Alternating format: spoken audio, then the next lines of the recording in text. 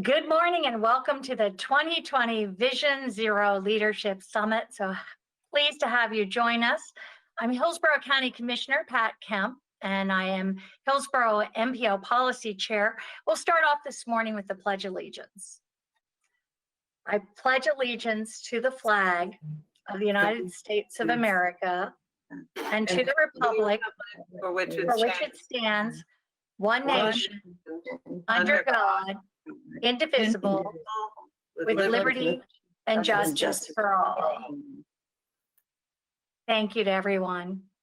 And we'll start by acknowledging the MPO board members. Ms.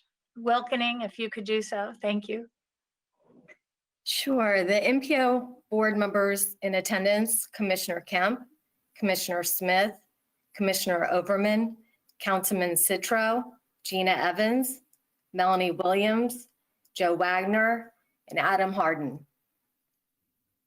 Great. Thank you so much. And I want to welcome everyone this morning. And I want to give a really big thank you to our staff, and particularly Beth Alden, our Executive Director of the MPO. This is I think, an exciting conference to be part of in this summit. And thank you so much for doing such great work in putting this together. Everyone, I think, will learn so much this morning. Thanks so much to the speakers and the audience for attending. And I'd like to begin now by introducing the way we're going to set this up. The summit includes 3 panels, each with a moderator and 3 panelists. The moderator will give a presentation followed by short statements from each of the panelists, and then the moderator questions. If time permits, audience questions will be addressed. The audience is urged to type questions into the chat box. And if time precludes addressing these questions during the meeting, the staff will follow up afterwards. At the end of today's summit, there is a time set aside for board member discussion.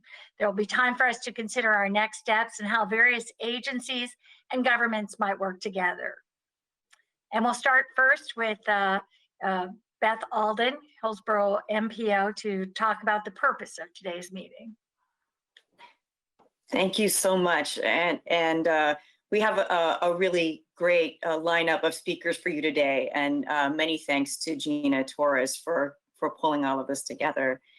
The reason why this summit is happening today is because of our board members championing the cause of safety. Every year, metropolitan planning organizations are required to look at our crash statistics all over the country. And we continue to have very high rates of fatalities and severe crashes. On average, kind of ballpark, we're around 200 fatal crashes a year and around 1,600 crashes with incapacitating injuries, which is just an amazing toll on our community every year.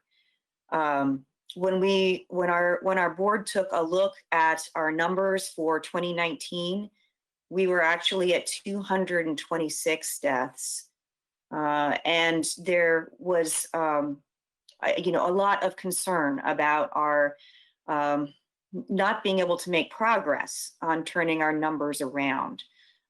Of course, the Metropolitan Planning Organization, our bread and butter is roadway improvements, roadway enhancements, and we have a number of great projects that are coming up that are funded with federal grants that this MPO has prioritized. But it is because of the limitations of federal grants, there's only a certain amount of money. There's limited progress that we can make. Funding, of course, was set aside in the transportation sales surtax, specifically for safety improvements, and the improvements that would be built in the first year have already been identified by all of the local governments. That funding is sitting in escrow accounts at this point, awaiting a decision from the Florida Supreme Court about whether we can move forward with use of that sales tax revenue. So you all very rightly, the board very rightly expressed, is there anything else that we can do while we are waiting to see if we can move forward with those safety improvements? Are there any policy decisions that we can make in the near term that will help us make progress towards zero? And some of the topics that you all asked questions about were about land use and development. How do we make sure that as new development happens, that we're not creating new safety problems? How can traffic enforcement help to encourage safer behaviors, especially looking at those most severe crashes and what kinds of behaviors contribute to those severe crashes? And finally, how are we communicating about safety with all of the members of our public, all of our citizens, so that we can work together and hopefully all be champions for safety? And so that's how this summit came to be. And, you know, again, we're just very pleased with the folks who agreed to participate this morning. So thank you to all of our speakers and panelists. Thank you so much, Beth Alden, the Hillsborough MPO. We'll go next for a Vision Zero overview. And I'm so proud of our MPO for the work that we've done on Vision Zero. Gena Torres, the Hillsborough MPO. Gena. Thank you, Commissioner. Well, I thought what better way to highlight where we've come with our Vision Zero program than to just scroll through the recently completed 2-year report. The Vision Zero Action Plan doesn't even just feel like an MPO plan anymore. It really belongs to all of our partners, public and private, and neighborhood groups who are all doing their part to eliminate injuries and deaths on our roads. Beth, that's perfect location there. Just a few highlights of what we've accomplished. We've had 4 walks of silence to honor victims and survivors of traffic violence, and over 50 intersections with new leading pedestrian intervals, and over 100 with lighting upgrades. And I think we're nearing like 20 painted intersection murals, over a dozen complete street projects. And we now have 700 Facebook followers, and the DOT has awarded almost $600,000 towards high visibility enforcement on the high injury networks. Beth, if you can move to the next couple of pages. We're proud to report some major accomplishments and achievements. The city of Tampa is committed to becoming a Vision Zero city.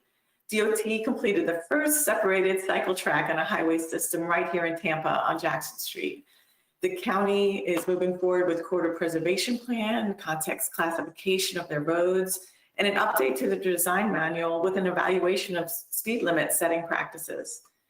So if we scroll to the next couple of pages, unfortunately, we do see that we continue to experience some of the highest traffic fatalities in the country, and it's disconcerting, as Beth said, to have to report any number over 0 as our yearly safety targets. But we've learned a lot, and you can continue to scroll, Beth, to next couple of pages. But we've embraced the safe systems approach, that all elements of the system must be strengthened. The next page, Beth. Safe people and roads and vehicles. We acknowledge that our roads need to be designed to make it difficult to speed, and outreach to motorists needs to happen. That slowing down doesn't necessarily mean they're going to be delayed by any extended amount of time, but it does mean that maybe everyone can arrive alive to their destination. And there's been a shift on the next page, Beth, of supporting roundabouts more than ever before, and prioritizing funding for designs that make it comfortable to walk and bicycle even alongside vehicular traffic. And creating this kind of safe environment doesn't have to break the bank either. So on the next couple of pages, Ian, who you'll hear from soon, said something yesterday along the lines of, I think if we think our work is finished, we're missing something. It was something like that. And so the MPO will continue. We've adopted a health and all policies resolution last year, and that recognizes the link between having healthy community members and providing safe places to walk and bike and move around without a vehicle necessarily. We've also focused much of 2020 on prioritizing the high injury network where speed-related crashes were most concerning, and we've developed an action plan that will lead to safer streets. We're now working on an equity plan, and we continuously try to find ways to improve our outreach techniques. But lastly, what's next? You know, the pandemic offered some interesting opportunities to reshape our public realm from being car-centric, and we're looking at, you know, active transportation, shared mobility. We're exploring more in those areas. And everyone at the summit today can play a role in advancing Vision Zero through their professional work, which we'll highlight today, but also in our personal lives by choosing to walk, bike, or take transit, by slowing down and putting our phones down when we're driving. We can support funding for safe streets. And if I can end with one of my favorite pictures, which is actually on the next page, was the start of the appendix, we can get involved with events like the March on Martin Luther King Parade. That is my grandson in the front of that. I kind of try to work him in. But really, let's get started with the summit, and I can give it back to Commissioner Kemp, and we can get going. Thank you so much. I just feel like there's just been a sea change from decades preceding this. So this is just an exciting time for us to be in. And our next panel will be on land use and design. And since safe communities, they just don't happen by accident. How do we avoid making decisions now that don't require costly fixes later? And we're going to have Ian Lockwood, livable transportation engineer with Toole Design Group. He's going to head the panel. And Ian, I'm so glad. I know I'm meeting you by Zoom here, but for me, your reputation precedes you by several years. So I will be locked into your words this morning. Ian collaborates with property owners, agency officials, and the community to improve the public realm to reflect the community's values and advance their vision. So with that, we also have panelists, Melissa Zornita, Executive Director of the Planning Commission, Lucia Garces, Deputy County Administrator, Hillsborough County Government, and Mike Callahan, Planning and Design Coordinator of the City of Tampa. Thank you all.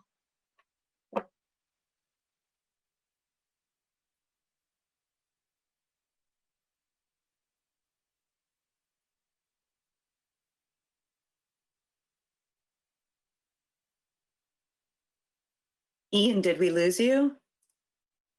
He is calling in from Canada, so he was having a little issues earlier, and I'm sure he's frantically trying to get back on.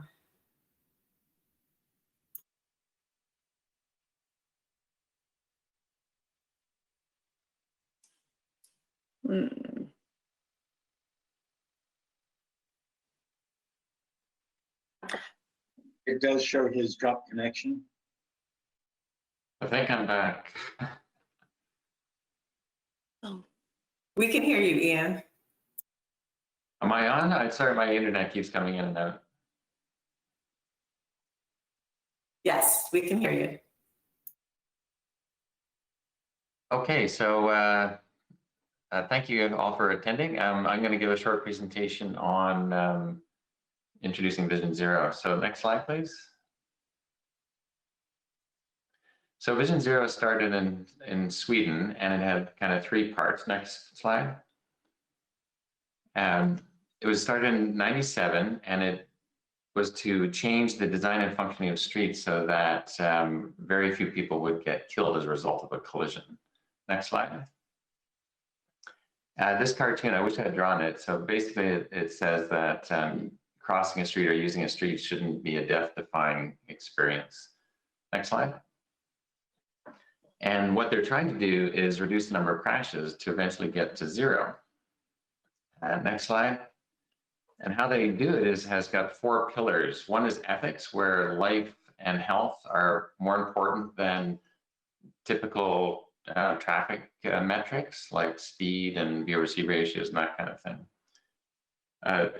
It changes the responsibility. Like here in North America, we typically blame the users when there's a crash. We assign blame, and in Sweden, the agencies and engineers and so forth, they're also responsible for the crashes. And if we were to do that, I think crash rates would drop a lot.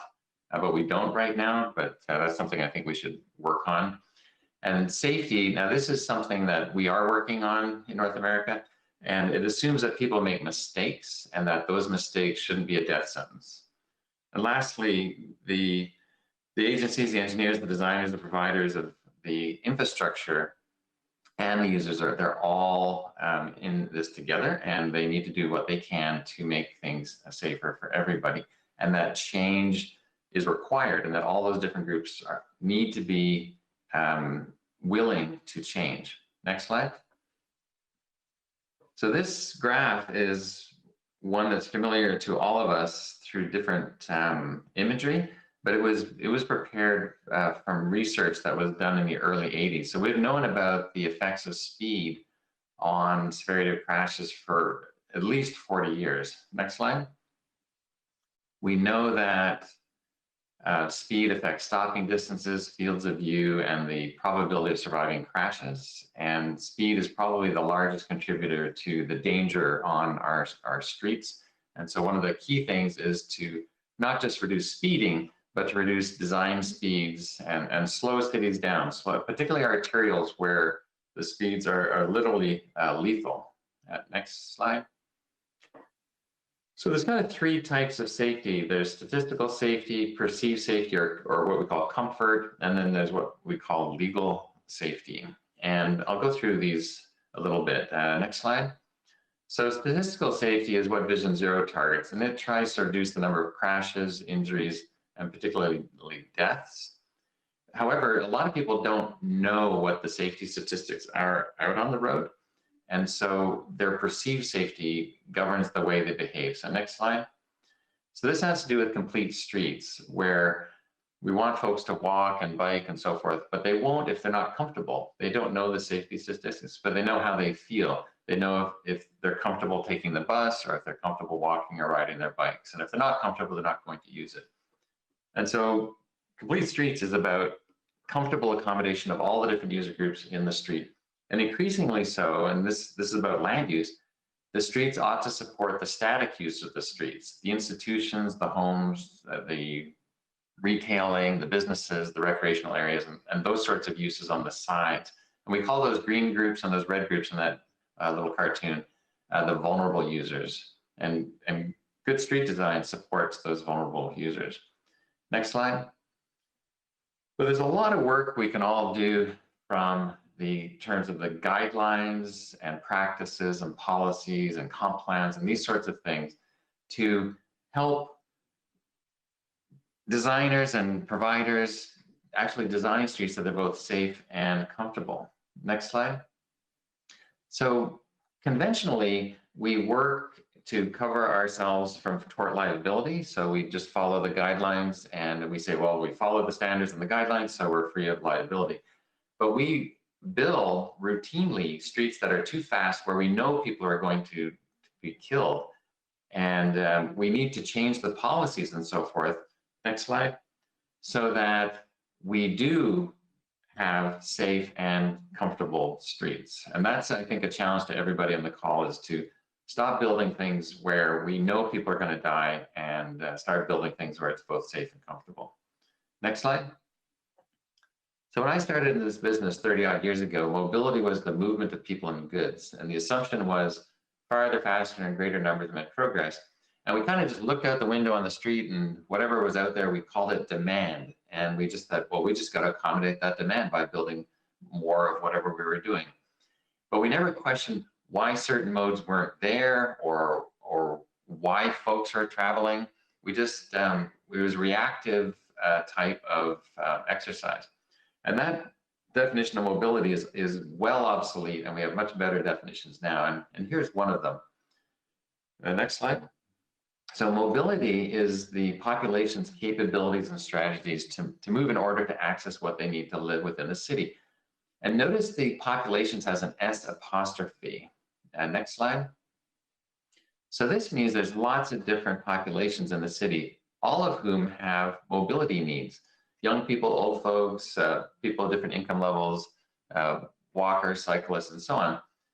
And if we just look out the window what's out there, we may not see some of these user groups because they're not accommodated. So the idea is to design streets that can accommodate all these different populations. Next slide. The other thing that we didn't question 30 years ago was why people moved. People move for a purpose. They want to access something. And about 20% of our trip making has to do with going to work, and about 80% has to do with everything else, like going shopping, going to church, visiting your friends, and that kind of thing. So if we can mix our land uses and our densities, we can bring trip ends closer together and increase people's mobility without even touching the streets.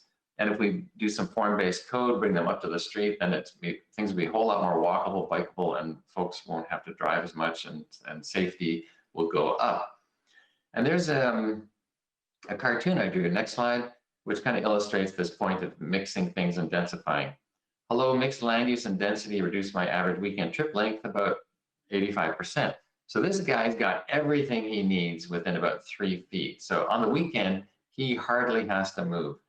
And if we could design cities so that people can have everything they need within a 10 or 15 minute walk, it'll increase safety dramatically. Next slide. So we need to keep in mind in all of our policy what mobility really is and what it isn't. Next slide. Now, there's some cities that are growing their populations and their economies while shrinking traffic. And this is because they're doing both good land use planning and good transportation planning. So there's no excuse anymore to say you have to grow your traffic because you're growing your city. Next slide. And the reason they can do this is because they understand mobility. And there's an equation on the next slide, please, that covers this. And these are planning metrics. There's 4 planning metrics. And what we're suggesting these days is to replace levels of service for motorists with these 4 metrics. Level of service is generally an operational metric, which should still be used for things like timing signals and that sort of thing. But for planning purposes, it should not be used anymore. And we should be using these 4 metrics. And the first one is an equation. On the left side of the equal sign is vehicle miles traveled. And then there's modal split, total number of trips, and average trip length. Next slide. So this is the policy equation, or sort of policy statement rather. It's good public policy to reduce vehicle miles traveled. It's good public policy to reduce the percentage of trips made by automobile, so get the modal splits down. And it's also good public policy to increase vibrancy, the total number of trips, all the sorts of trips you want in your city, like shopping trips, work trips, cultural trips, arts trips, social trips, recreational trips. We want all of people to do all these things in cities, which makes them better cities. And then it's good public policy to reduce the average trip length for all trips, particularly those by automobile. And we're working in a number of downtowns where we want to reduce the automobile dependence while simultaneously increasing activity and vibrancy. So those shows in the direction of those arrows. And to do that, we have to change our modal splits and average trip lengths in order to do that. Next slide. And there's literally hundreds of ways of doing this. And to reduce modal splits for automobile use, we can build sidewalks, separated bike facilities, emphasize transit, lower the subsidies that we provide for motorists, traffic demand management. There's all kinds of things in that list, and that's just a partial list. And then for average trip length, we can increase our densities and mixes of land use. We can increase connectivity to our street network. We can lower coasted speeds. We can restore one-way streets back to two-way. There's all these sorts of things we can do to do that. And on the left, planners can start thinking about, when they're doing residential development, reducing VMT per resident, or for employment, reducing VMT per employee. And engineers can start worrying about reducing VMT over the whole city and VMT per capita. And if we're all working to reduce VMT, that means planners and engineers get out of their silos and start working together to make literally better cities instead of just chasing levels of service and congestion. So it allows us all to work together, all to pull together for better cities, better safety, and less fatal crashes. And we think that the reducing VMT is going to be part of the job description of traffic engineers in cities moving forward. and that would be enlightened public policy to evaluate their performance on their ability to reduce VMT. So now I'm going to go into a case study of a suburban area. Next slide. This suburban area is, there's lots of different contexts from rural all the way to urban, but one of the more challenging contexts is working in the suburbs, with the relatively high speed roads, particularly on arterials. And this is the Rockville Pike, just north of DC. And next slide. The very high profile project, and what was going on was every time they widened the Pike, more sprawl would happen further north, and they kept on getting congestion. And this area built out in the 60s and 70s that you're seeing on this slide, and you can see the common denominator that links everything together here is the car. A lot of surface parking, malls, strip malls, that kind of thing. And these developers were noticing that their values were dropping, the place was getting tired, and they wanted to redevelop and do mixed-use development, but they couldn't because the residences in all these neighborhoods didn't want more traffic. So they would line up and stop any development because they were fearful of more congestion. So what we did is we worked with all of these folks on awareness building. Next slide. So we started pointing out what was there, this totally unwalkable environment. Next slide. How ugly it got. This could be anywhere in the United States, just terrible public realm and image. Next slide. Completely unwalkable and not safe, lots of unfortunate crashes. Next slide. Just difficult to cross the street. I think those ladies are still standing there in that median trying to get across the street. Next slide. And if you're in a wheelchair or have any other sort of disability, this area is not meant for you. It's not an equitable place. So next slide. So the first thing we did was we took an X-ray of the bones of the place. Next slide. And we looked at all what we call errors in the street network. And what we tried to do was change it to create parallel network and redundant routing. Next slide. So what we're doing here is we're urbanizing the suburban network through connections down property lines and mid-block through super blocks. And when we modeled this, next slide, you can see how the width of the line are proportional to the traffic, how it spread out the volumes. And this allowed more direct routing and more streets doing the heavy lifting. And it also allowed a more walkable environment. Next slide. And you can see the 5 and 10 minute walking contours to the transit station captured a whole lot more land. And all of this combined allowed us to make complete streets on all of these streets so they're comfortable for walking. Next slide. Including the big arterial, which I think is the big challenge. So the Pike is going to turn into this complete street with 18-foot wide sidewalks and separated bike facilities and transit down the middle to give people modal options. What's not increasing is the number of lanes for motorists. Next slide. So instead of the worst address in town, it will become the best address in town. And the developers responded to this idea and supported it. In fact, they were our client. They privately hired us to help the county work out this puzzle. And we worked with all those neighborhoods, and we turned this hostile environment for redevelopment into support by raising their awareness of the benefits of density and mix of land uses and form. And the developers responded with, next slide, with some new imaginations for their properties, which were dense and urban. And the people living in the neighborhoods realized that as they get older, they would have residential choice, so they could age in place and walk and still go to the same church and that kind of thing, provide the services they need within a short walk or a transit trip, so they didn't have to use their car for every single trip purpose like they did before. Next slide. So this is coming out of the ground now. The network's going in, the buildings are getting built. Next slide. With mixed use development. And it's really great news. And you go to the next slide.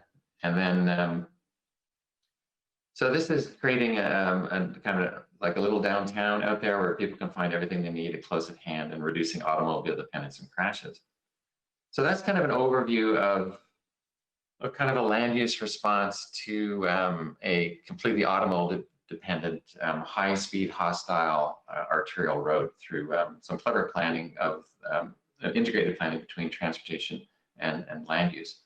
And with that, what I'd like to do next is open it up to our three panelists who are going to give a few minutes each on their perspectives on this topic. And so we're going to go in order with Melissa Zornida, Lucia Garces, and Mike Callahan. And I'm going to pass the mic to them, and we'll take turns giving a little address, and then we'll open it up to some questions. Thank you. Thank you, Ian. I'm Melissa Zornida. I'm the Executive Director of the Hillsborough County City-County Planning Commission. And we are the long-range planning organization for all 4 local governments here in Hillsborough County. So we handle the development of the comprehensive plan, which guides growth and development and infrastructure policy for Tampa, Temple Terrace, Plant City, and unincorporated Hillsborough County. My focus is mostly on that long-range policy perspective. And all of the comprehensive plans for all 4 local governments have safety and connectivity as primary goals within the transportation elements of their plans. I think that's one of the things that our agency has tried to infuse into the plans for years since the late 90s. There have been components of the plans that involve community design, livable roadways. Those types of concepts were put into the plans, but often not with a lot of teeth. And so there's a lot of aspirations in the comprehensive plans that don't necessarily have maybe the regulatory backing that would be beneficial to see all of the things that Ian discussed come to fruition. Some of the highlights as I thought about the plans that we've done have been that I think we've been at the forefront trying to include multimodal options into our plans. Temple Terrace's comprehensive plan is the first one in the state that ever had a multimodal district. So trying to look at not just having roadway level of service be the dictating force in their future growth and development, but also bike and pedestrian and transit measures as well. And we continue to focus on creating more context-sensitive roadway design, looking at tying that, just what Ian spoke about, that land use and transportation tie together. That's something our organization is very passionate about, since we have the MPO as part of our team, but also we're trying to infuse more and more in our comprehensive plans. Our land use pattern doesn't often provide a mix of uses in a walkable distance from each other. And just the examples that Ian showed illustrate just how powerful being able to walk to the store or a park can be to creating a more walkable environment. So the land use has a huge part to do in what type of community we're creating from a safety perspective. The design of those uses, for example, look at our schools. We might not be locating them in a location that is most friendly to being able to walk from your neighborhood. So how can we better integrate some of those uses into our neighborhoods so that it makes it someplace where people have a destination that they want to walk to? Similarly, one of the areas we've been looking at a lot over the last few years is how can we better balance our jobs and housing so that people don't have to commute so far, have options to work closer to where they live, again, facilitating more multimodal choices of how they might be able to get there. Some of the current projects that we're working on are beginning to focus even more on infill and redevelopment partnering with the city on some neighborhood corridor studies, looking at Main Street in West Tampa and the Bay to Bay corridor in South Tampa, to look at how the land use is supporting the vision that the community wants along that roadway, and then what types of transportation improvements are needed to facilitate that. In the unincorporated county, we're looking at land use studies in the Waimama area and in Baum that are more suburban growth focused, but looking at how we can create complete communities that have more of those community uses integrated and connected within those areas, so they don't all have to commute to Brandon or to downtown Tampa or to the university area for employment. So those are just a few examples of some of the things that we look at. One of the questions I was asked to address was who do we need to partner with to make all of this happen? And first and foremost, our biggest partner are our 4 local governments, because our plans are simply a pipe dream if we don't have their partnership in figuring out how we really implement these policies. So I think that's one of the things that we've spent a lot of time trying to break down the silos between the planners coming up with something in isolation and really integrating that, working with the folks in public works and development services, or in Mike Callahan, who's going to speak in a moment's department with the city of Tampa, to integrate and understand what goes into implementing the policy, so we make sure that the policy is the right fit. And we've seen some successes with that in the county. We worked on a Brandon corridor study that then we worked very closely with the county staff, and they've taken and started looking at some redevelopment options around the Brandon Hospital area. The county also has worked on some plat studies, planning and land use studies to go along with some of their PD&E design processes. And we found that to be a really nice collaboration as well. I don't want to take up too much time, so those are just some brief remarks, and I'll turn it over to Lucia. Good morning, everyone. Lucia Garces, Deputy County Administrator, Hillsborough County. Truly a delight to be here.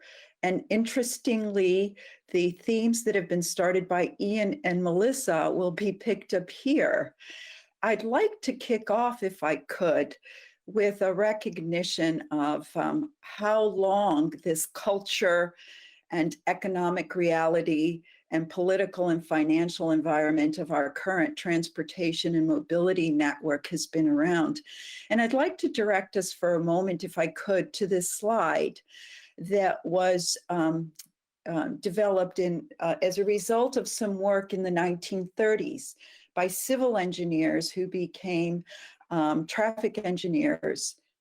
And in 1965, they identified through their ITE, the Institute of Traffic Engineers, developed a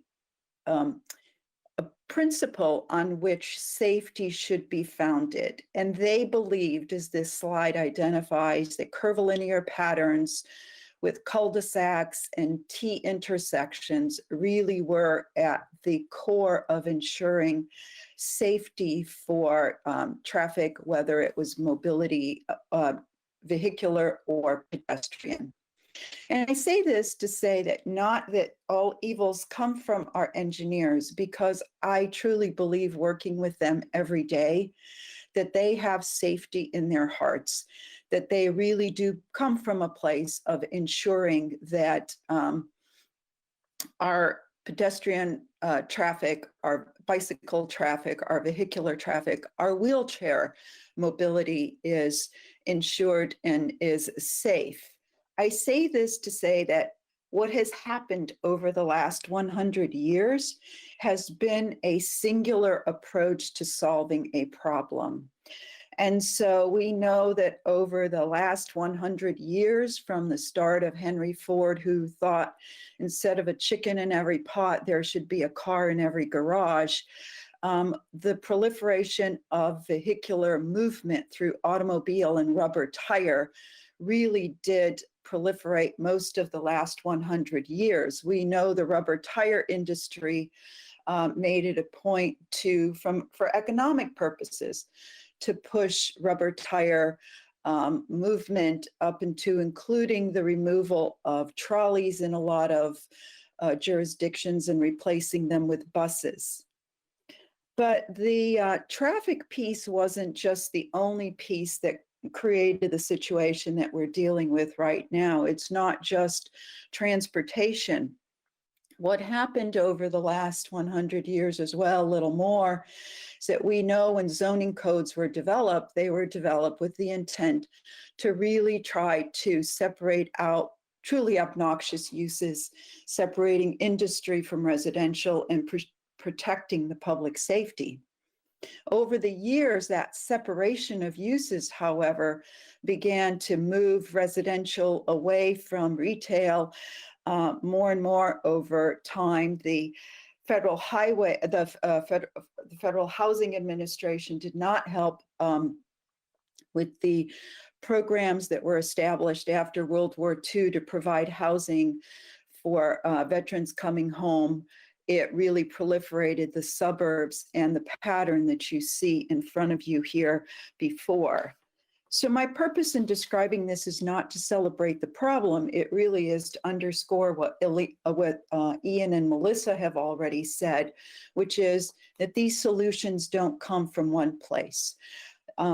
It has been practiced now, working with Melissa's staff and the MPO, that folks are spending a lot of time understanding what land use means to operations and engineering. And there are many examples of truly sharing information to come to solutions that aren't singular, but do present an opportunity for bringing multiple perspectives to the table and resolving a lot of the issues that the singular lens has resulted in over many, many years. So if we could go to the next slide, please.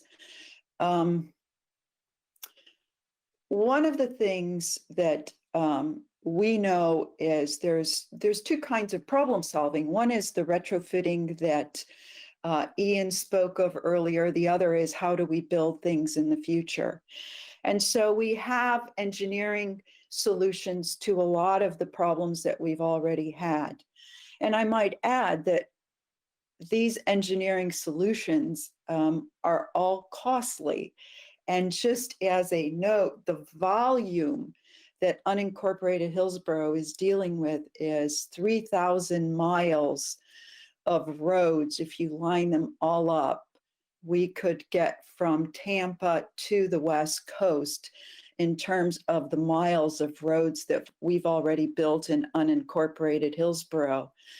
So the solutions will take time and they will take money. And so whoever mentioned the surtax before is right on target. There is a project underway in the Bloomingdale area called Nature's Way. And that's a retrofit. It is a road diet, taking a road from 4 lanes to 2 lanes for a 1 mile stretch. It's $1.8 million. And so we know that these projects all cost money, and the surtax would go in a long way to addressing a lot of these problems that Hillsborough is now facing on the retrofit. Hillsborough County folks are working with the school board in retrofitting a lot of the areas around schools in a Safe Routes to School program, ensuring that as new schools get built, the sites are selected in areas that have that are aligned with pedestrian patterns in residential developments and leverage the work that developers are building to build sidewalks and safe access. And so that partnership with the school board has become critical. Again, some of the engineering approaches to building some of the new roads also include the roundabouts. Somebody mentioned roundabouts. We have 3 of them underway, and we have 1 underway on Van Dyke, which we have a double roundabout. It's called a peanut. We refer to it lovingly as a peanut roundabout, which really is designed to reduce a lot of the speed and the traffic on Van Dyke. So in addition to that, working with MPO on reducing speed limits on high crash corridors, adding LED lighting on major collectors, and all of that, trying to incrementally, as best as we can, address those high priority areas. I think I'd like to go to the next slide if we could. In addition to the engineering solutions, and this is really at the crux of what Melissa and Ian were talking about, is understanding that roadways, corridors, mobility corridors, however we ultimately want to call them, serve a different purpose in different areas, but they all have the fundamental relationship to building communities. And so to run a major highway through an area that is designed and intended to be walkable really does fly in the face of safety. But the more we understand the purpose of different corridors and the purpose of that they're trying to serve and their relationship to community building, the more we will advance this comprehensive approach to solving the issue of crashes and accidents and deaths in our community. If you haven't had the chance to look at 131st Street, there is a short stretch of 131st Street that extends from US 41 to right to the university. What is really unique about that project, and it will serve as a model moving forward, is that the analysis that was done there wasn't a PD&E of trying to determine how you just widen a road, or fix a road, or move a building, or add a stormwater pond. It was really designed to look at what are the patterns of travel, who's traveling how. It worked, the folks on that project worked with the UACDC to understand what the movement and patterns were, and understood that in that area, wheelchairs were a very real mode of transportation, and ensuring that folks could, in a wheelchair, access appropriately. That project is now in PD&E, and with appropriate funding, hoping to move it forward, and then really serving as a major pilot for how we deal with transportation. But if we could go to the next slide, please. The important piece here too, though, is to understand that once we look at this context classification that was identified in the previous slide, what becomes really important is that all of the other documents that follow through, whether that is somebody who is building a developer-built road, or someone who is or whether the county is developing, has the appropriate design standards and all of the other component pieces. And this is just a snapshot of all the different documents and guidelines and rules that come into play to start to change how we think about volume to capacity and begin to think about the movement of pedestrians and bicycles. And with that, I will close my remarks and be available for questions. Thank you.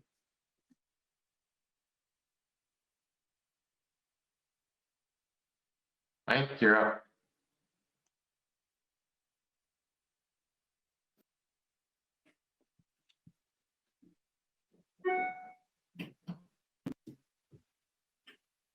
Mike, are you around? Yes, I am. There I am. Hi, everyone. Very pleased to be here. this morning. In fact, I'd like to say on behalf of Carol Post, our tireless leader in development services, I wanted to thank the MPO for inviting us to the Vision Zero Summit. You know, we at the city have come to realize and wholeheartedly support the whole concept of the Vision Zero for all of our new developments. And, you know, for us, it's about making our roads so much safer. You know, I have a dual perspective. As I recently transitioned, in fact, I don't think Melissa and folks even know that I have transitioned after 10 years in development services over to the CRA. So I'm principally focused now on all the new development in the downtown and the Channel District area. So I have that perspective that I'd like to share a little bit about some of the things that we're doing here at the city that I think are very important, especially as it pertains to Vision Zero. You know, our form-based codes for Seminole Heights, the CBD, Central Business District, and our overlay districts all have a strong emphasis on walkability. You know, so here are some of the examples of that. You know, our off-street parking is to be incorporated to the side or rear of the buildings. We promote on-street parking where applicable for obviously for traffic calming.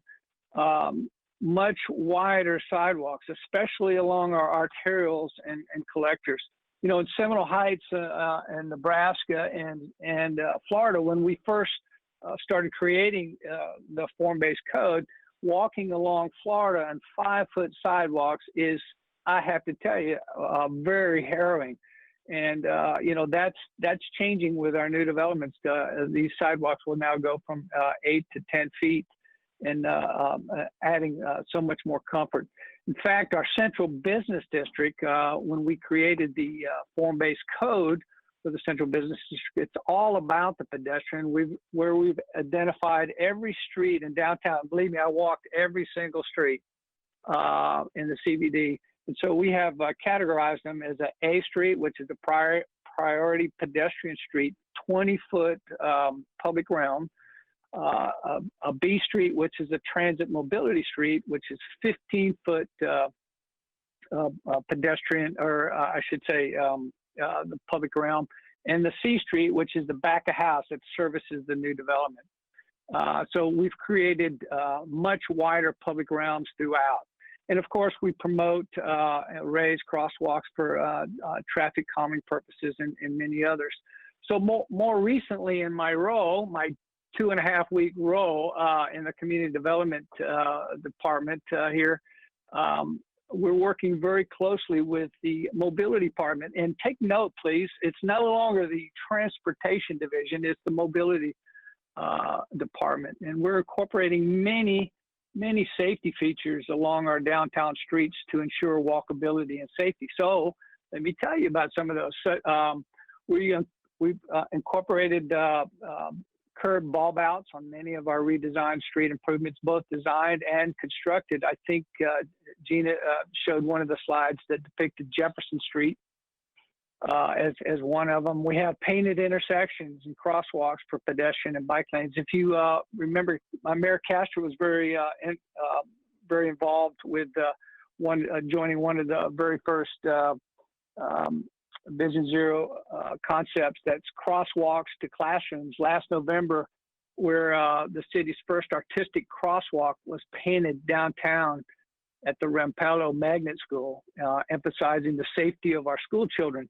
And then more recently, we have an artist, Megan Scalise, was commissioned to paint an intersection on Franklin and Twigs, and other intersections have come along. And most recently, I think last weekend, even we have a street mural painted on North Ashley.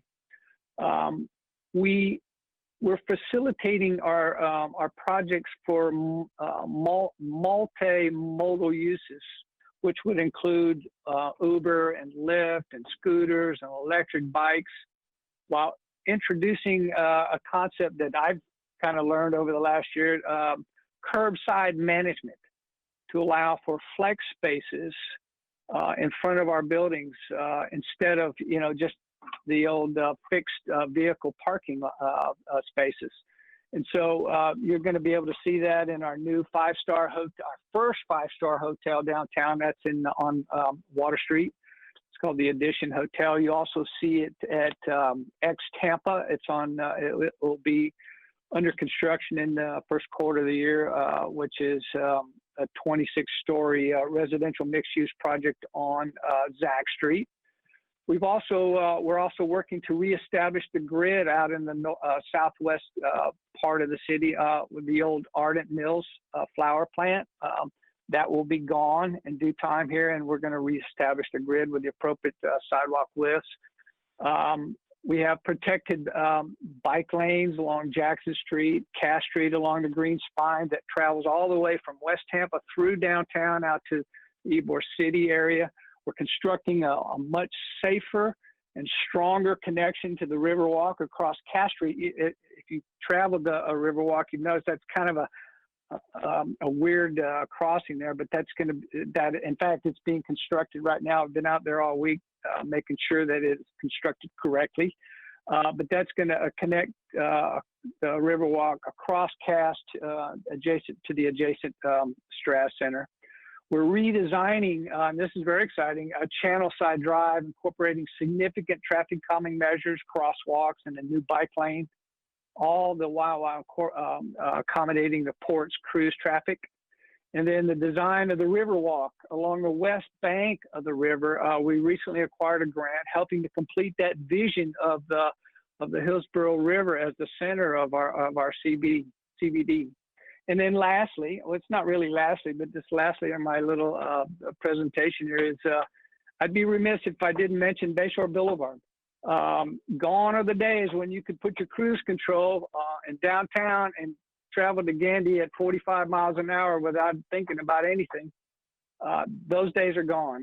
The pedestrian, the bike awareness has been heightened significantly with new PED flashers, RFBs, addition of new traffic signals at Euclid and Rome that make this iconic boulevard eminently safer. So all these improvements, with really so many more to come, represent the city's commitment to the Vision Zero philosophy of making our roads and communities considerably safer for all of our citizens who use them. So that's really what I wanted to say. I hope I did that in a timely fashion. So thank you. So Commissioner Kemp, you're on mute, but while you unmute, I just want to thank Mike and Melissa and Lucia for their comments and their perspectives on what the NPO is doing and what you're doing for increasing the experience of the pedestrians, the historic perspective and that kind of thing. I think it was very helpful for everybody on the call. And so we'll wrap up and pass the baton to Commissioner Kemp to carry on with the next session. Thank you.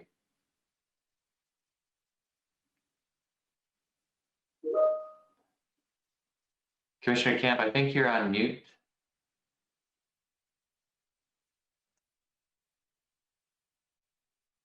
I have it off here. Yeah, you're good now. Okay. Okay, thank you. We've been moving along at a good pace here. So thank you so much to our first panel, Ian Lockwood and Melissa Zornita, Lucia Garces, and Mike Callahan. Thank you for those presentations. We're going to move next to our next panel, High Visibility Enforcement, working together how we can make the best use of law enforcement resources to deter the most dangerous traffic behaviors. And I'd like to welcome to head up this panel, Chief Brett Railey. Chief Railey has over 39 years of experience in law enforcement. He led the development of the curriculum on pedestrian and bicycle law enforcement laws, procedures, and best practices for the Florida DOT. And he was presented the National Highway Traffic Safety Administration's Public Service Lifesaver Award. Thank you so much for being with us, Chief Railey. Thank you, Commissioner, and welcome everybody. I've noticed that we've got quite a few attendees here on the seminar, and we appreciate you being here. We're going to be talking a little bit about leadership because that is part of the title of the summit. But specifically, we're going to talk about high visibility enforcement and how we can lead the way in best utilizing our resources to deter dangerous driving behavior. That's part of what we're going to talk about. We'll first lay the background. The next slide, please. By asking, as a leader, where do we start? And if you look at what W. Edwards Deming said, he's a data scientist. He says, without data, you're just another person with an opinion. And if you think about that, leaders need more than just opinions in order to lead. They need to know the data. So if we'll go to the next slide, we can look at the national challenge that we're all faced with. There we go. If we look at our annual U.S. traffic fatalities across time, starting back in 1921 and going up through actually just past 2017, we can see that there have been ups and downs, and for a lot of different reasons, the numbers have increased and decreased. You'll see some of them listed there on the screen. But the troubling part is look at the recession over on the right-hand side where we have 2008 and what's happened since then. Obviously, vehicle miles traveled have gone up since the recession, and probably a little hiccups going to show on the overall charts when we start looking back at the pandemic and the vehicle miles traveled during the pandemic. But to have an uptick is troubling, and we have to do something about it. This is what's happening nationally. If we go to the next slide, let's look at what's happening here in Florida. And of particular concern, one of our challenges is that we rank first in the nation for bicyclist fatalities. 1 in 20 traffic fatalities is a bicyclist. And normally we would think that because we're a tourist state, that our problem deals with people coming from out of state and not knowing how to drive in our weather because of the rain and all of that. But look at it. 98% of the bicyclists fatally injured in Florida were Florida residents, and 90% of the drivers were Florida residents. So we've got Florida residents killing Florida residents on our roadways, and this is troubling. Let's go to the next slide, because not just do we rank first in bicycle fatalities, but we rank second in the nation in pedestrian fatalities. Again, 1 in 5 fatalities is a pedestrian. And just like in our bicycle issue, 95% of the pedestrians fatally injured are Florida residents, and 90% of the drivers are Florida residents. And again, we have to do something about that. And I'll show you and talk with you more about what we're doing in the law enforcement side to address that. If we can go to the next slide, looking back nationally, there's 36,560 fatalities in 2018 traffic data. But look where the majority of those fatalities are occurring: impaired driving, unbuckled occupants or unrestrained occupants, speed-related violations, and pedestrians. Looking at bicyclists down at the end. Now, you may look at distracted driving and say, why isn't that showing up more? Well, as you know, here in Florida and in many states across the country, we've been a long time coming getting a primary enforcement law for distracted driving. So the data is not being collected. And so I think that that will start playing a bigger role as the data gets collected, moving across the nation as laws are enacted that have become helpful. If we can go to the next slide. We want to focus where our resources are coming from and where we're training our resources. If you look here, the dark maroon shows percentage-wise or in numbers our local police, the sheriff's office in gray, and then the blue is primary state police.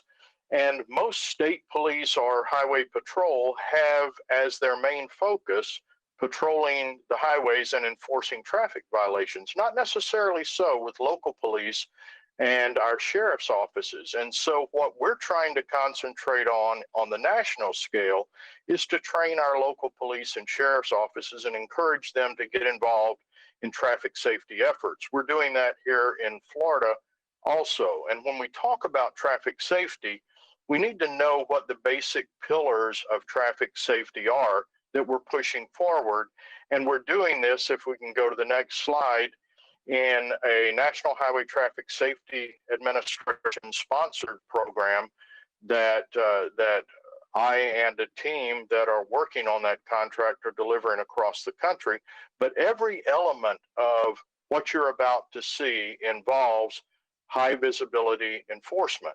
I'm going to throw something out to you that might seem a little counterintuitive now, because as we have dealt with the pandemic, as we have dealt with the national dialogue about policing, we're starting to see more and more leaning towards high visibility engagement as opposed to enforcement. Engagement meaning that we stop the violator, tell them what they've done is wrong, and then not necessarily depend on traffic citations as the only way of measuring success. It's the engagement and the education of the violator, no matter how you end that traffic stop, that is proving more and more effective. Next slide, please. The first pillar is data-driven approaches to crime and traffic safety, or DDACS. Many of you on this call may have heard of that, many more may have not. And so very briefly, DDACS is taking your locations, it's location-based policing, location where your crashes are occurring, overlaying those with where your crimes are occurring or your social harms that you're trying to address in your community, and addressing both with the single deployment of your resources so that you become more efficient and effective in dealing with both crime and crashes as you're deploying your resources. Next slide, please. Pillar 2 is the advanced roadside impaired driving enforcement. Many officers are being taught standardized field sobriety testing in the police academy, but there is more. A-RIDE is what this is known as, goes beyond strictly standardized field sobriety testing and teaches the officers to start recognizing the signs of impaired driving. Next slide. And then finally, we look at our drug recognition expert course, and many communities across the country have trained drug recognition experts, and these trained experts are taught to take a case where signs of impairment indicate that drugs are involved in the impairment, not just alcohol, and begin gathering evidence for court presentations so that our experts can come in and testify and show that, in fact, drugs were the cause of the impairment. Next slide.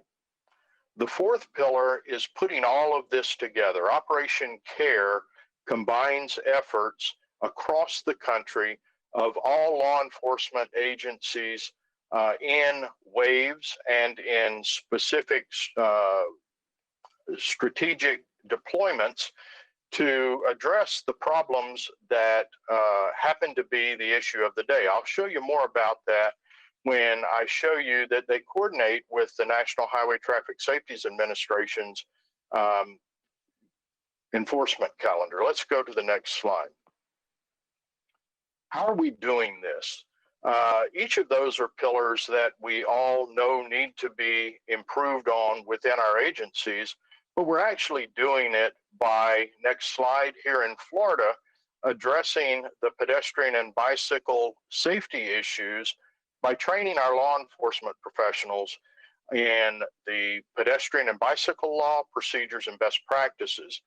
They initially go through a 4-hour classroom training so that they have the opportunity to ask questions. I know that when I went through the police academy, and for most of my career, I didn't pay attention to pedestrian and bicyclists out on the roadway. They were something that were there.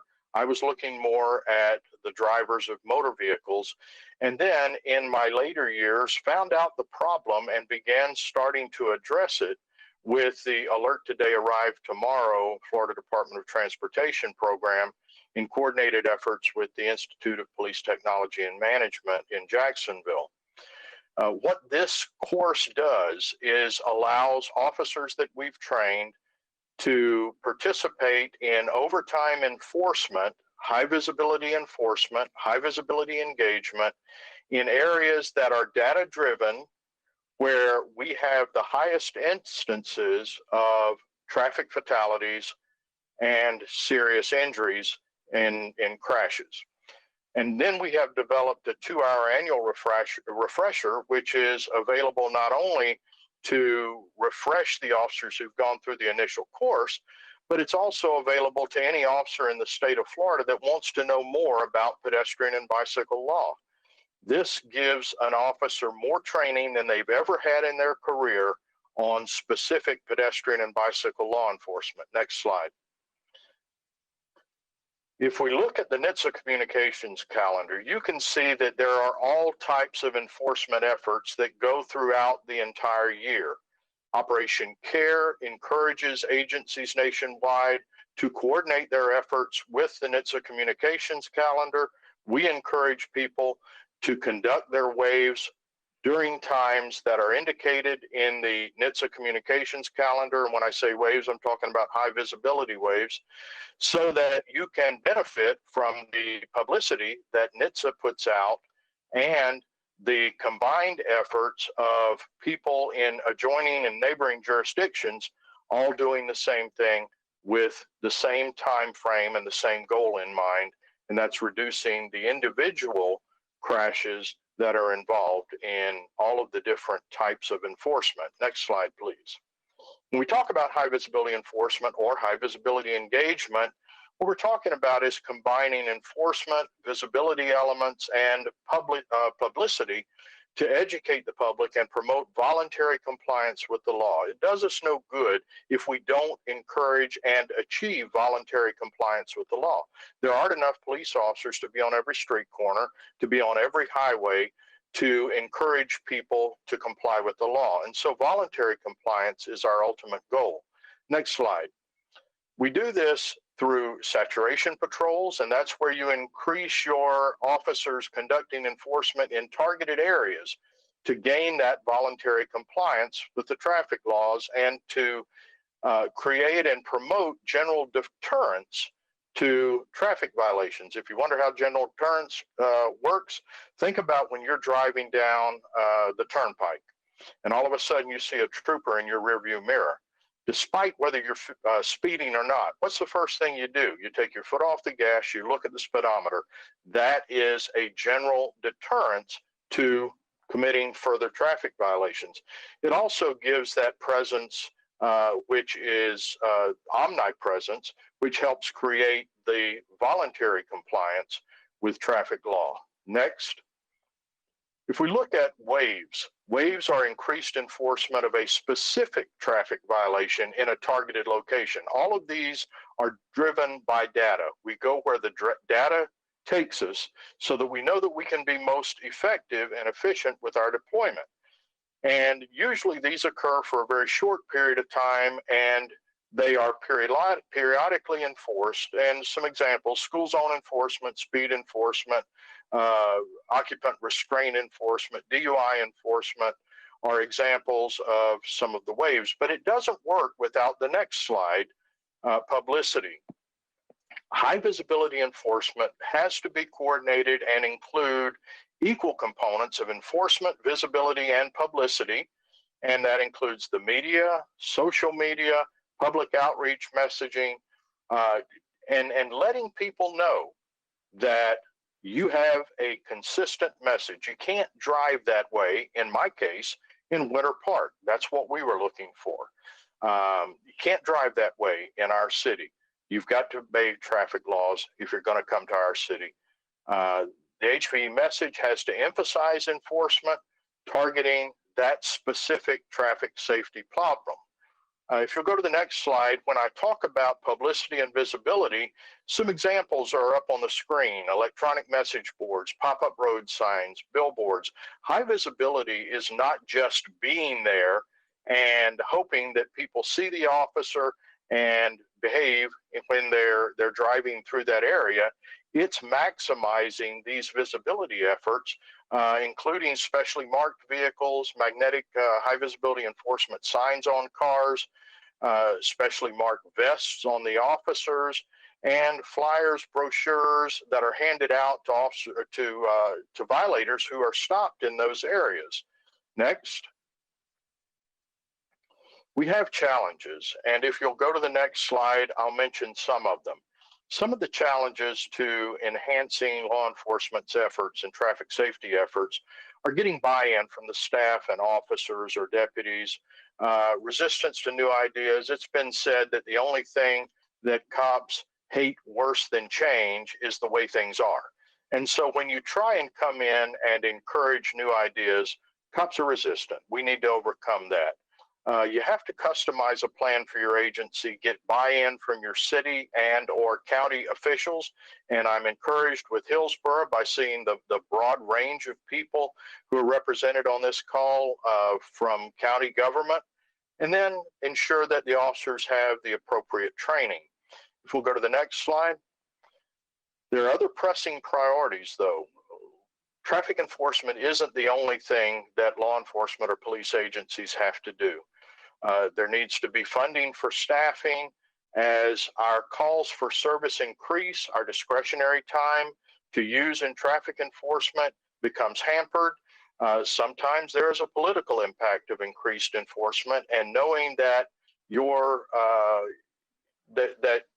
the public has your back and your political leaders have your back is important for the officers when they go out and do their job. Lack of officer initiative sometimes to enforce traffic laws, particularly now when we started out in this pandemic knowing that, or not knowing how COVID-19 was transmitted. And many agencies just took an approach that we're only going to stop the most egregious violations and let everything else go to limit the contact for the officer with potential carriers of COVID. And then with the political climate, the climate of law enforcement defunding and things like that, sometimes we have to work to increase the officer's initiative. And then many officers just don't want to work overtime anymore. That's a new challenge that is strange to my generation coming up in law enforcement. Next. A lot of times there's lack of a clear direction from the agency head. And if the agency head lets the officers know that it's important to he or her, then all of a sudden the agency begins turning that way.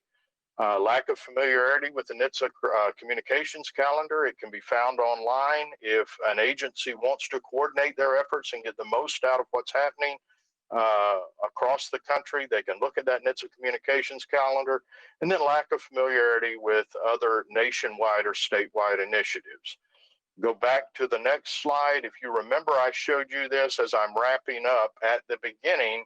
If we can just encourage our officers to start when we begin re-engaging with law enforcement, high visibility engagement and enforcement to enforce impaired driving related crimes, occupant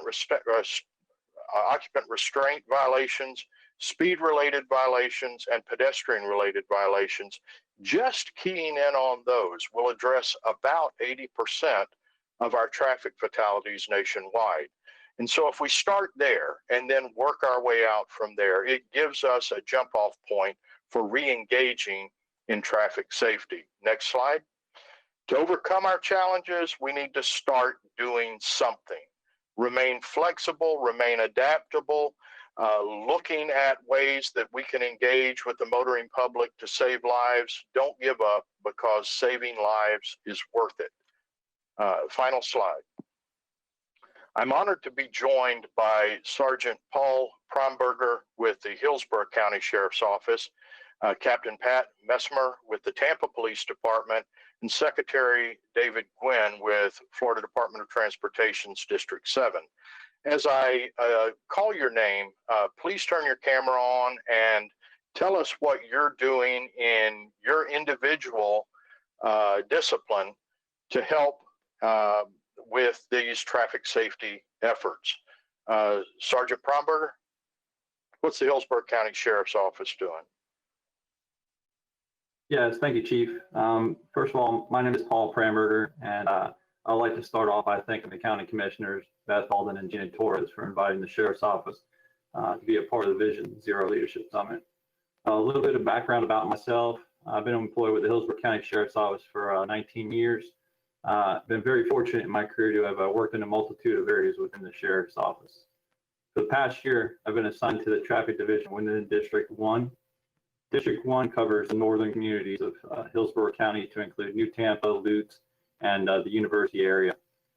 The Hillsborough County Sheriff's Office is made up of 5 districts, which provide law enforcement services for all of the unincorporated Hillsborough County. Each district has its own traffic unit, which is made up of motor units, accident investigators, and community resource deputies. In 2019, the Hillsborough County Sheriff's Office investigated 20 traffic fatalities involving pedestrians and 3 fatalities involving bicyclists. In 70% of the pedestrian-related fatalities, the pedestrians either failed to utilize a marked crosswalk when crossing the roadway, or they were struck while walking along the roadway. Of the bicycle fatalities, 1 was hit while riding impaired at night with no lights, and 1 was hit when the driver failed to observe the bicyclists as they pulled out the traffic. Throughout the year, the Sheriff's Office participates in a number of operational grants which focus on traffic safety. Some of these grants are the Know Your Limits Speed Grant, which focuses on speeders and aggressive drivers. The Teen Driving Grant, which focuses on educating younger drivers on the importance of wearing their seatbelt and the dangers of texting while driving. The Motorcycle Grant, which focuses on motorcycle safety, speeding, and various other violations. And the High Visibility Enforcement Pedestrian Bicycle Grant, which focuses on educating pedestrians and bicyclists on how to properly utilize crosswalks and the correct direction they should travel along our roadways when walking or bicycling. As the District 1 Traffic Unit Supervisor, I was responsible for coordinating the High Visibility Enforcement Pedestrian Bicycle Grant. And in 2020, the Pedestrian Bicycle Grant focused on 4 major corridors within the county to include Fletcher Avenue from Bruce B. Downs Boulevard to Nebraska Avenue, Waters Avenue from Hines Avenue to Sheldon Road, Hillsborough Avenue from Memorial Highway to Hoover Boulevard, and Bloomingdale Avenue from Highway 301 to Lithia Pinecrest Road. Unfortunately, the bicycle pedestrian grant was cut short due to the COVID-19 pandemic. However, our deputies were able to conduct enforcement operations for at least the first 4 months at the beginning of the year. Deputies mainly focused on educating the general public on bicycle safety and how to properly utilize our crosswalks. In conjunction with the pedestrian bicycle grant, the Sheriff's Office coordinated a number of bicycle rodeos at various boys and girls clubs, recreational centers, and summer camps throughout the county. These rodeos were meant to educate young and old riders on bicycle safety and gave each rider a chance to practice these safety measures on a closed road course designed by our deputies. The course consisted of various road hazards such as stop signs, traffic lights, intersections, speed bumps, and railroad crossings. Prior to participating in the road course, each rider was fitted with a new bicycle helmet, which they were able to keep upon completion of the course. And in 2019, the Hillsborough County Sheriff's Office fitted approximately 500 bicycle helmets to riders who completed the course. I would also like to thank Julie Bond from the Center for Urban Transportation at the University of South Florida, who was a great assistance during these bicycle safety rodeos. Deputies continue to monitor high crash corridors within the county. The district traffic units regularly deploy digital signboards, speed trailers, and traffic data devices along county roads in an attempt to deter speeding and aggressive drivers. The traffic unit supervisors share the recorded traffic data with the county traffic engineers, and the county traffic engineers then review the collected data to determine if speed limits on the selected roadways need to be changed, new traffic lights installed, or the need for raised crosswalks to be built. It is important that these partnerships between land use, design, high visibility enforcement, and public messaging continue so we can truly work towards Vision Zero's goal, which is 0 fatalities or serious injuries on our roadways. In closing, the Hillsborough County Sheriff's Office remains committed to making the roadways of Hillsborough County safe for everyone to travel upon. Thank you. Thank you, Sarge. Sounds like y'all are incorporating all of those elements into your high visibility enforcement. And I appreciate what the Hillsborough County Sheriff's Department is contributing to the overall state effort. Captain Messmer, can you share with us what Tampa Police Department is doing? Yeah, absolutely. Thank you for having me here. Tampa Police Department's really happy to be part of the Leadership Summit. Vision Zero is very important to the city, and I think this is a great platform for us to get the message out about Vision Zero. So I don't really want to be repetitive. A lot of the things that Sergeant Pramberger just mentioned and the chief just mentioned, these are accepted best practices in the law enforcement field, and they're also things that the Tampa Police Department's doing, such as the variable message boards, speed trailers, messaging, and things like that. So I want to get into a little bit more specifics about things, at the Tampa Police Department and what we do. As a lot of people who follow the news know, Tampa Police Department has had about a 70% crime reduction since 2003. And one of the reasons that happened was because we redeployed our resources where the crimes were actually occurring. And like the chief mentioned in his presentation, traffic enforcement is very similar. If we want to reduce the fatality crashes and the serious injury crashes, we've got to deploy our enforcement resources in those areas where you have a lot of those crashes.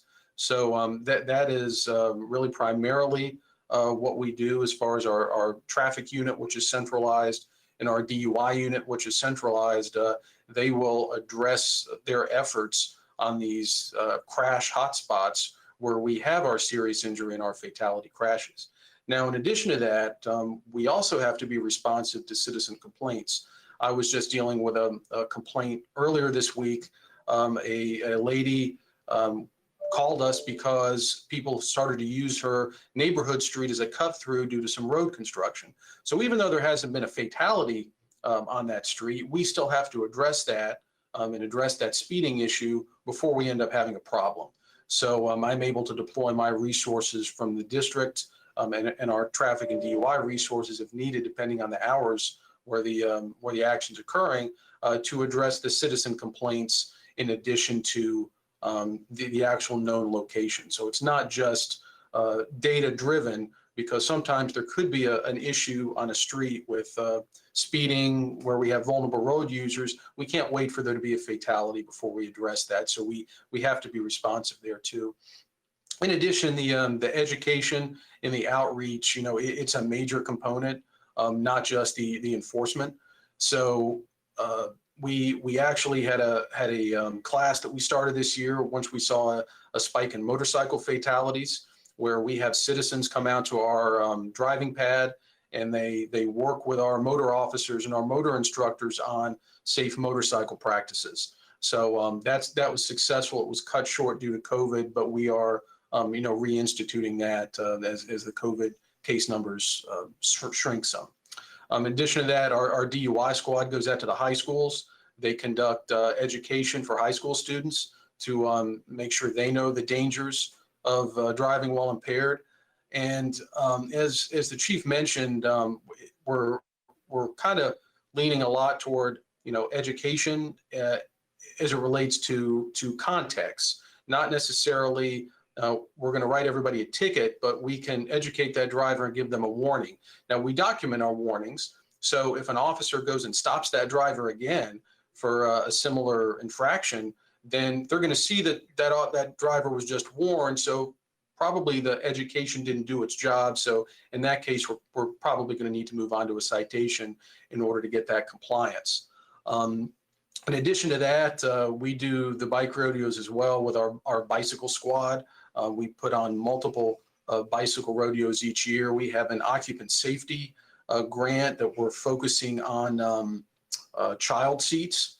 We have officers who are donating or giving out child seats that FDOT has provided us to families that can't afford child seats. We're making sure the child seats are in the cars and installed the right way, and conducting education on that. Another important thing that we're doing internally, we're working with our homeless liaisons to address the problem of homelessness. And in addition to that, of course, the city of Tampa has some strategic plans for how to move forward with our homeless situation. And I mention that because so far this year, 70% of our pedestrians killed in traffic fatalities have been homeless. Last year, it was a little under 60%. A lot of them are intoxicated. So, that issue of homeless individuals who are impaired on the roads, that is contributing a lot to our pedestrian fatalities. And, I have to mention our partnership with our outside agencies, Mr. Gwynn and FDOT, the amount of grants that we've been able to obtain from FDOT to fund this high visibility enforcement, to fund a lot of our education. I don't know that we would be able to really do a lot of this without these grants. The bike lights that we're able to provide, about 30% of our bicycle fatalities, only about 30% of them actually have bike lights at night. So being able to hand those out and educate people and give them the bike light that they may not be able to afford, I think is very important. And then obviously we will partner with our non-governmental organizations, our nonprofits such as Bike Walk Tampa Bay and On Bikes, to attend their events, to conduct outreach, and to promote the multimodal transportation roles. So I think that's a very high level overview of the things we do. So I appreciate the time. Thank you, Captain. And we appreciate the leadership that the Tampa Police Department has displayed over the years. This is not just something new to y'all. You have a long history of leading the way in traffic safety, and that educational component has been critical in reducing fatalities, especially with our pedestrian and bicycle safety area. Secretary Gwynn, can you tell us, I've heard your name mentioned in a complimentary way in the last presentation. You must be doing a lot over there. Can you share with us what FDOT and specifically District 7 is doing to help address the problems? Yes, and thank you. First, and I'm honored to be on this panel. I would obviously thank our law enforcement partners and for both your service and the support you provide to FDOT. We couldn't do a lot of the things that we do without your support, and we greatly appreciate that. At FDOT, many of you probably think of us as primarily being in charge of the state road system, and that is a big part of our role. However, when it comes to safety, we also administer the federal safety funds for all roads, whether they be state roads or local roads. And because a lot of our crashes and fatalities occur on local roads, it's important that we stretch the span of our reach beyond the state roads. And that requires partnerships with our law enforcement partners, with our education partners, with the counties and cities within our district. So there's a lot of partnerships, and I'll talk a little bit about that today. We, as a department, we have adopted Vision Zero. We realize that even one loss of life is too many. And for those of us who have lost family members in vehicle accidents, you know that every single one of those count. So we always want to keep that in mind, ultimately, to get to that vision of zero fatalities and serious injuries on our state highway system and local road system. Right now, we're going through the development of a new strategic plan at FDOT, and we're doing it a little differently this year. We're doing it with what we call our vital few. We're focusing on the vital few things that really should drive how we drive our program. And the very first one, the top of that list, is safety, along with mobility technology. We have also focused within the safety realm on the three areas where we see the primary number of fatalities and serious injuries being pedestrian and bicycle crashes, intersection crashes, and lane departure crashes. Now, when we look at enforcement, the Florida Department of Transportation every year provides about $4 million of grants statewide for high visibility enforcement, primarily focused in areas where we have pedestrian and bicycle problems with our crashes. But we also provide funding on top of that for work zones. We want to make sure that people are driving safely through work zones, which is also an area where we have a lot of crashes. We also work with law enforcement to provide training workshops. We also have the liaison program where we have law enforcement officer liaisons that work directly with our staff on a continuous basis. But we're also looking very hard at education. We know that the law enforcement can do a lot, the engineering, which I'll talk about in a second, can do a lot, but the education is really a very critical component of this. We fund Bike Walk Tampa Bay approximately $500,000 a year to help us in the education area as well as other areas. But we also provide a safety academy every year for all of the local government agencies and our partners to come in. We talk about a lot of the things that we can do for safety, that they can do, resources that they may not be aware of, advances in technology and in other areas. And that's become something that statewide we're going to start focusing on, and District 7 will serve as the example for that. Also, as you heard from some of the law enforcement partners, we're also looking to distribute some of those safety equipment items that really can help, the reflectors, the lights, things that just will help those vulnerable road users, especially if they may be someone who's homeless or otherwise doesn't have access or resources to acquire those pieces of equipment, to provide it so that they can be more visible within our roadways. On the engineering side, a lot of times we talk about speed limits, and we really do want to focus on speed management. And by speed management, we mean putting the right speeds in the right places. For many years, we know that the roads were designed primarily for moving cars, and a lot of times moving cars very quickly and efficiently. And over time, we found that in a lot of those corridors, that's really not the appropriate speeds, and we need to find ways to decrease them.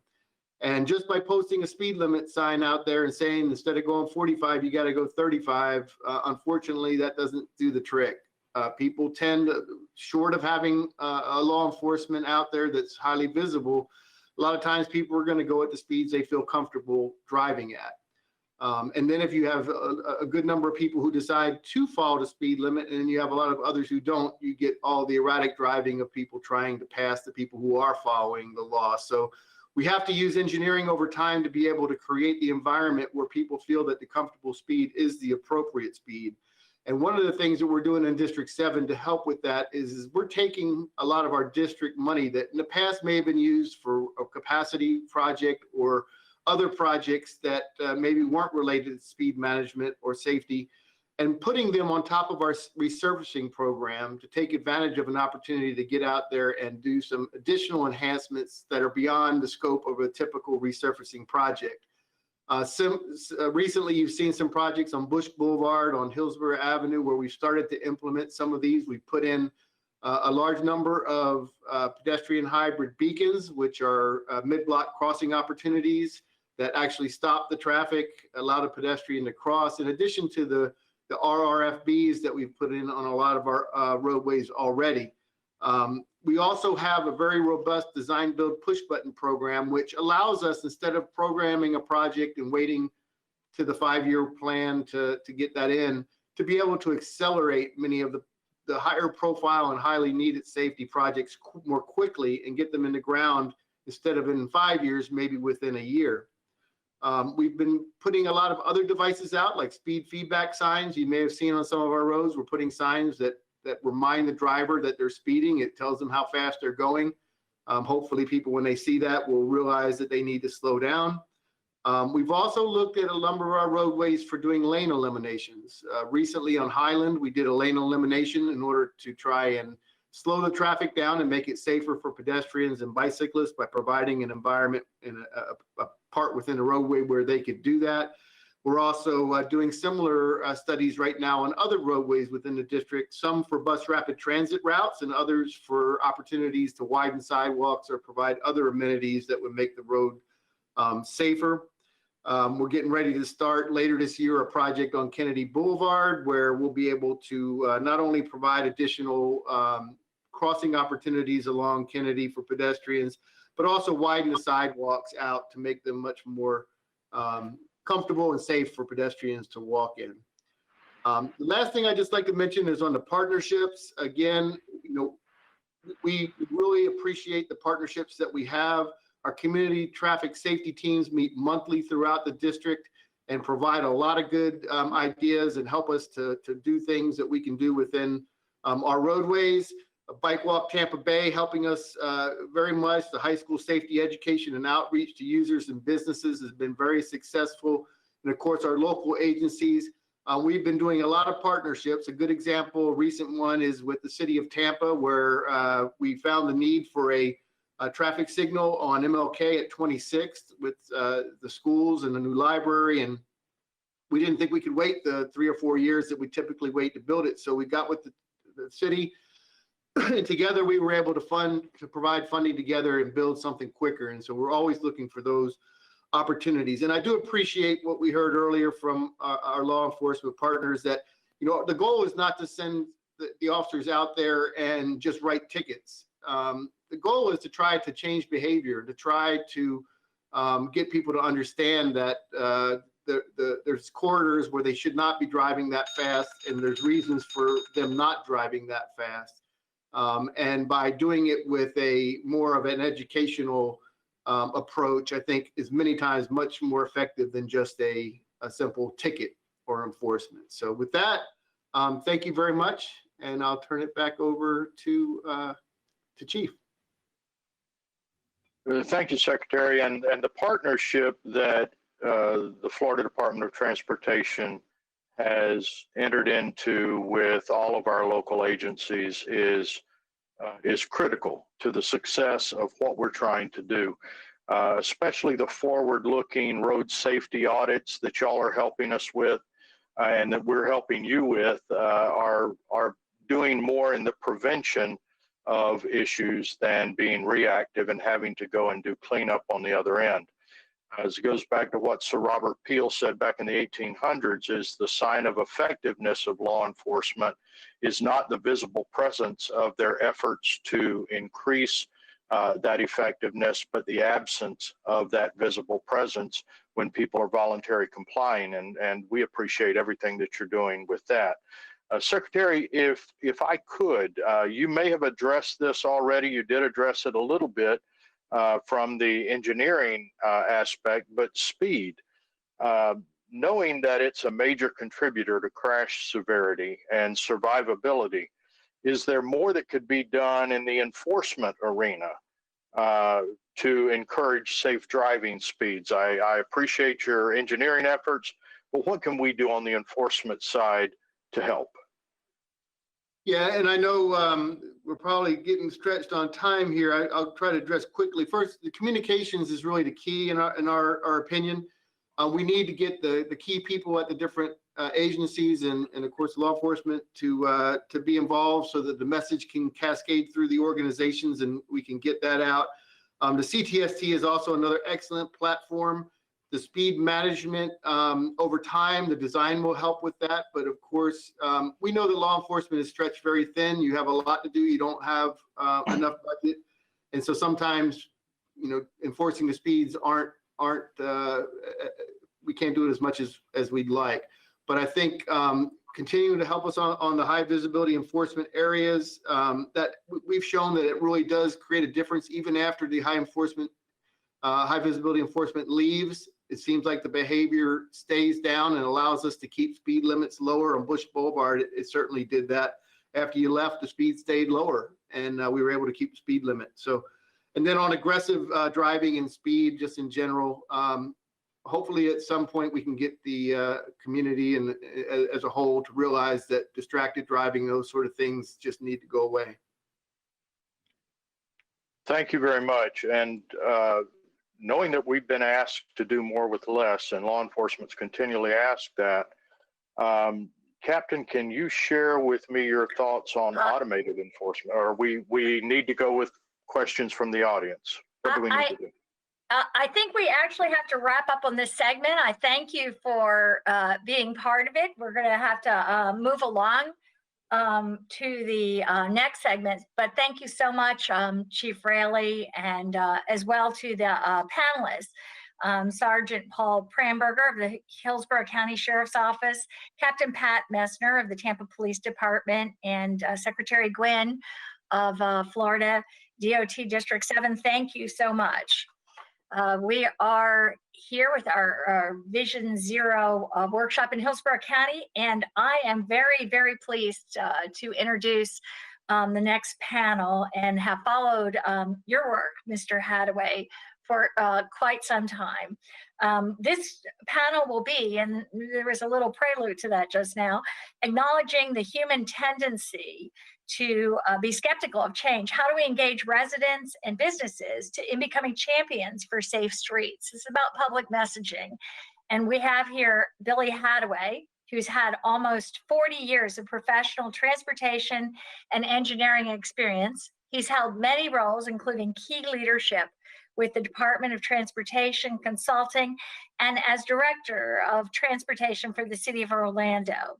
He formed and led the Vision Zero group at the Florida DOT Pedestrian Bike Safety Coalition and was a co-chair for rewriting the Florida Green Book to a complete street approach. So with that, we can turn this over to Mr. Hadaway. Thank you so much.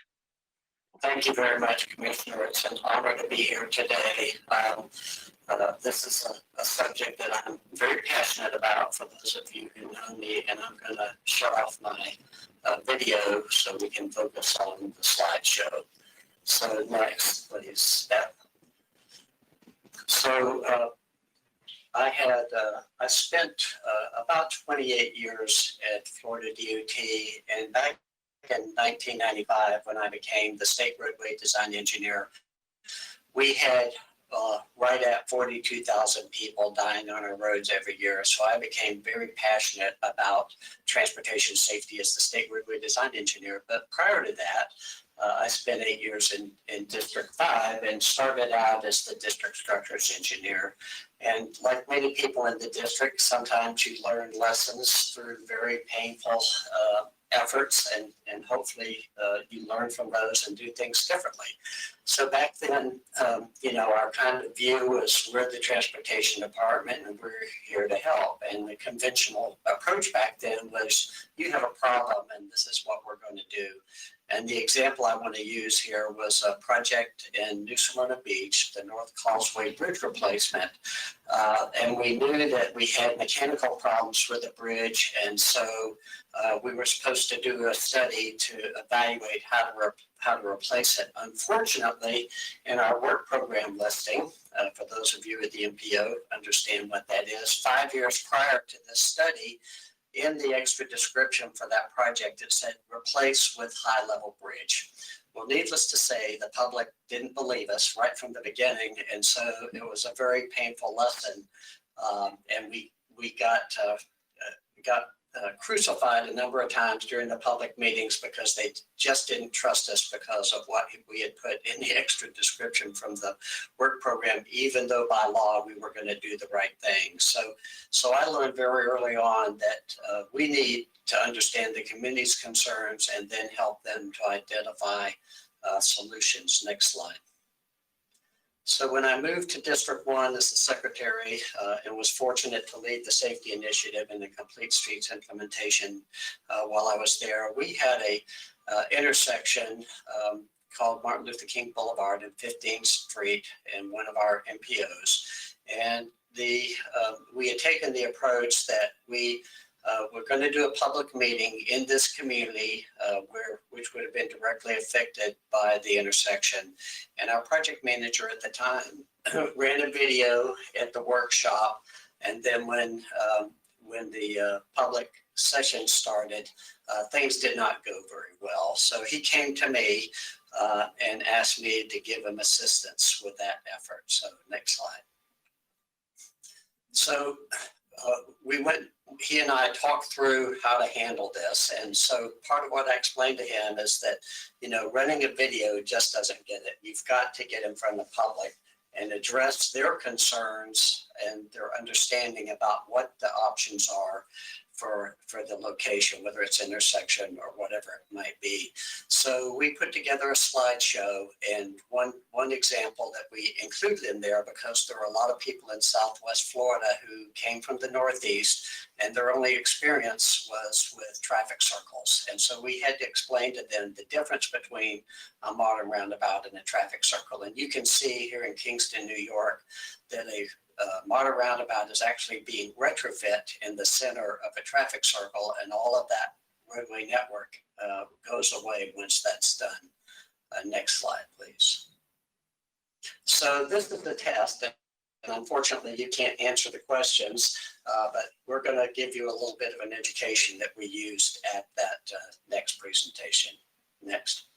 So how many of you take a different route each time you leave your home to go to work? And so when we asked this question generally no one, literally no one would raise their hand. Next. If you were to approach a one-way street where cars are traveling from right to left, how would you decide to move into the road? And finally, some brave soul will raise their hand and say, well, I'd look to the left, and if no one was coming, then I would go. Next. Now that you know how to drive a modern roundabout, how many times would you have to drive through it to be comfortable? And people would sheepishly say, 2 times, maybe 3 times. Next. So what is the biggest problem with modern roundabouts? And of course, all different people have different points of views. My experience with modern roundabouts is the biggest problem that we have. People who will not stop at stop signs will stop at yield signs. And so people get frustrated when people stop at a yield sign and there's no one in the modern roundabout. So that was, again, part of what we put into the slideshow. Next slide. And then we got a lot of feedback about the problem. Well, this is all well and good. We understand we're bought into this now, but what about older users? So it just so happened that the Villages, which is just northwest of the city of Orlando, has a development called the Villages, and the median age is in the middle 70s. So half of those folks are above 70s and half of them are below 70s, but it's age restricted to 55. This is a private development. The private developer has built over 30 two-lane modern roundabouts. Obviously, they would not continue doing that if there were issues with the older users. Next. So education is critical when you're doing public outreach, and I won't read these slides since we've already talked about this. But again, this was all used to explain to the public how to operate in a modern roundabout, whether it's a single lane roundabout or a 2-lane roundabout. Next slide. And then the safety benefits. We have a large percentage, you heard David earlier say that a large percentage of our crashes, which result in fatalities and serious injuries, occur at intersections. Well, modern roundabouts provide a 90% reduction in fatalities and about a 75% reduction in serious injuries.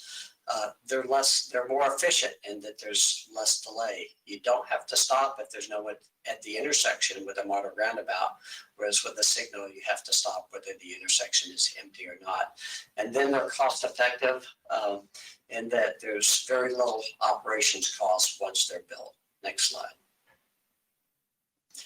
Just some illustrations. Again, this was all used as part of the slideshow, showing the number of conflict points between 2 vehicles arriving at an intersection. You can see 8 versus 32. Next slide.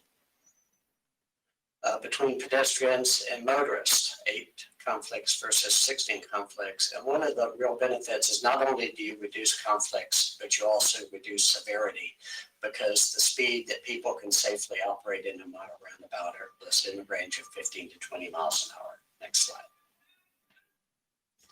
In addition, it's one of the proven countermeasures for safety identified by Federal Highway, and that's because of the data, because of the statistics that you saw earlier. Yes, again, data is important to these conversations. Next slide.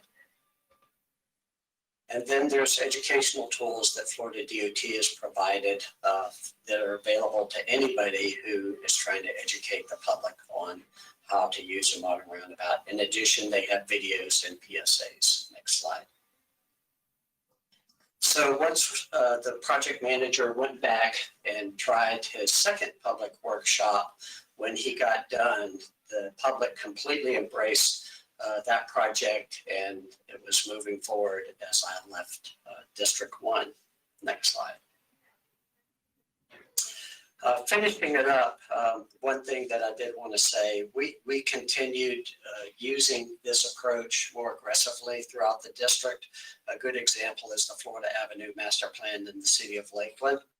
The city wanted to improve safety on Florida Ave. The neighbors wanted safety and walkability in their neighborhood.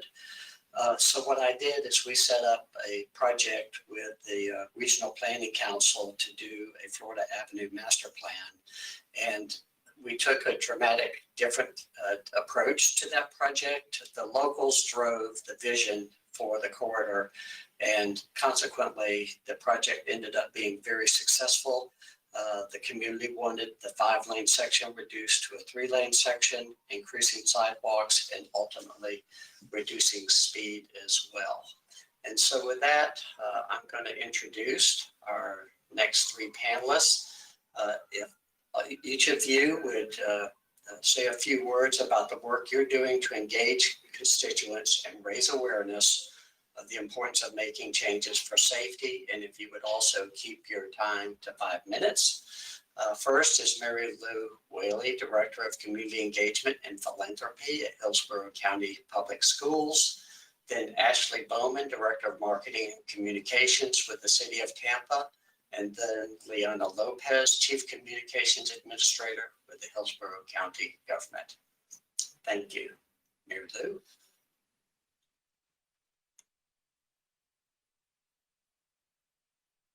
We can't hear you.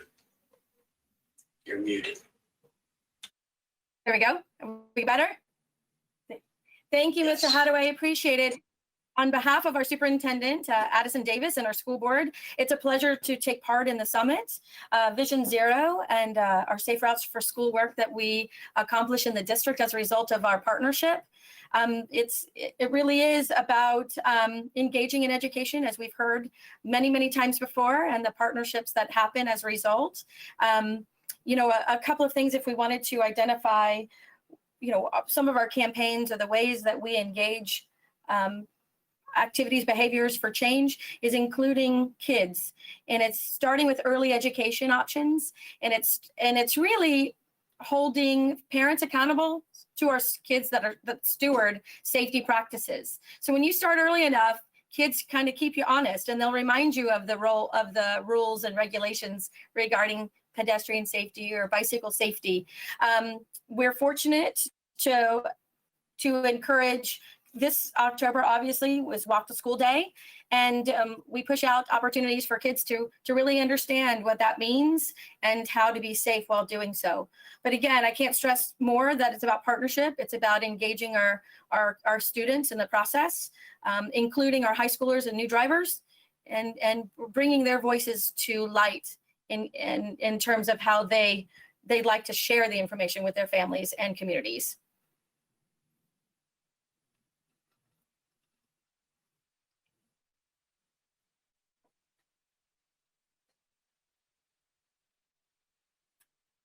Thank you. All right. Mary Lou. Thank you. If you're complete, go ahead. Okay, good morning. As mentioned, I'm Leona Lopez, and I serve as the Chief Communications Administrator for Hillsborough County. I'd like to take just a second to thank the MPO for providing me the opportunity to participate today. And I'm pleased to be here to share some high-level information on Hillsborough County's public communications efforts in support of our team as they seek to implement Vision Zero safety efforts.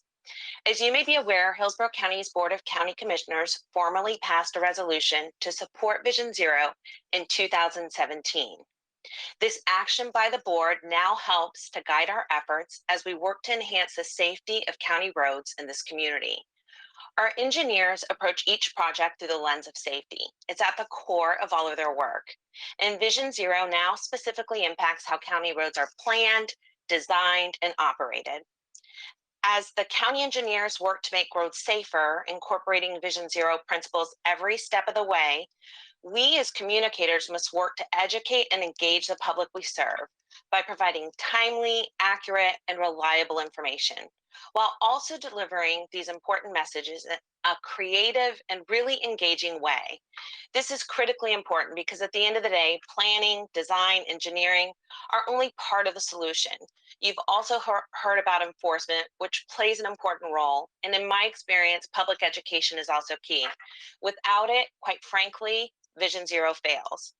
Our most important partners are improving safety on our roadways are the motorists, bicycles, and pedestrians using these roads each and every day.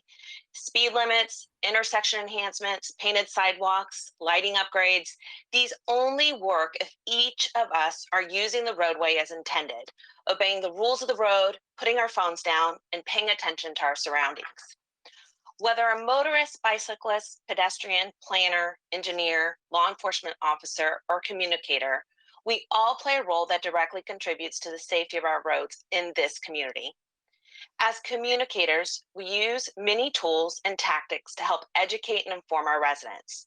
At the county, some of these tools and tactics include our website, hcflgov.net, that includes an online digital newsroom full of engaging stories, posts on our social media platforms, crafting electronic newsletters and informational emails, conducting community meetings, producing quality videos and PSAs, and working with traditional news media to realize placements in local papers, radio, and TV stations. In fact, our online digital newsroom hosted on our site is an incredible tool to help us reach our communications goals and outreach efforts. We use this online content in conjunction with our social media platforms to garner impactful results. Over the last year, we have published a number of stories online related to the county safety efforts that align to Vision Zero. We have focused many of these stories and articles on road safety improvement projects, innovative research, planning, and design, and other applications that help demonstrate that the county's current practices toward Vision Zero. We seek out specific examples of work being done that will ultimately improve or enhance overall safety, and we share that work with our residents. This content is publicly available on the county's website and traditionally posted on the county's social media platforms. We also use and repurpose this content in the development of campaigns and supportive collateral materials that engage residents and help to raise the awareness of safety improvement efforts. Over the last year, we've highlighted crossing guard programs, traffic flow improvement projects, the addition of safety features on specific roadways, bike lane efforts, and a number of other initiatives that help drive the conversation, educate the public, and spotlight safety. We have also refocused attention on our media relations efforts and outreach, which includes the traditional pitching and placement of stories with local news outlets and publications. All of our storytelling with the media emphasizes safety and the Vision Zero philosophy, not only when we choose to initiate and actually pitch that story about our upcoming projects, but also when we answer questions brought to us by the press regarding existing infrastructure. Because road safety and pedestrian safety is of universal interest to residents, our local news media are really interested in stories about how Hillsborough is improving safety and addressing the concerns of residents. Our media relations team members work with the subject matter experts in public works to fully understand the scope and timeline of each project, as well as the potential safety impact, to include and answer why it matters, why it's important. And we craft messages for our residents that demonstrate that importance. We always seek to answer how a project or improvement truly impacts safety and why residents should actually care. How does it improve their life, their experience? Our goal is to educate and inform the public in every corner of the county about every stage of a project through completion. And we recognize that without doing our part as communicators to contribute and amplify the Vision Zero principles, we won't be successful. And frankly, working with our partners and agencies and ensuring we are amplifying similar messaging surrounding Vision Zero, we can better reach our target audiences, better reach our residents, and hopefully lead to real sustainable safety on our roadways. We know we definitely can't do it alone. We're only one part of the equation, and it will take all of us working together, all of our partners, all of the agencies to make sure safety is first. And with that statement, I conclude my remarks and I stand by for questions. Thank you, Mary Lou and Leanna, for sharing with us what the county is doing to improve safety and and communication to the public to engage them in these efforts. So now we want to hear from Ashley with the City of Tampa. Good morning, everyone. My name is Ashley Bauman, and I'm the Director of Marketing and Communications with the City of Tampa and for Mayor Jane Castor. When Mayor Jane Castor took office May 1st of last year, she made a commitment to Vision Zero. In November, we launched our very first Crosswalks to Classrooms, which is a mural that's painted outside multiple elementary schools throughout the City of Tampa. And we remain committed to reaching a goal of 100% of those elementary schools that fall within the city. And not only is that commitment with Crosswalks to Classrooms in collaboration with Jacobs Engineering something that we will continue on, we're also providing books to these schools. That vision is book spines in those crosswalks. And those are books that the kids chose as part of a project to make sure that we're communicating with them. If we start with education at a young age, they'll remain committed to also educating their family and their parents with that Vision Zero lens. Beyond that, as you've seen throughout COVID, we've created a multifaceted street mural program.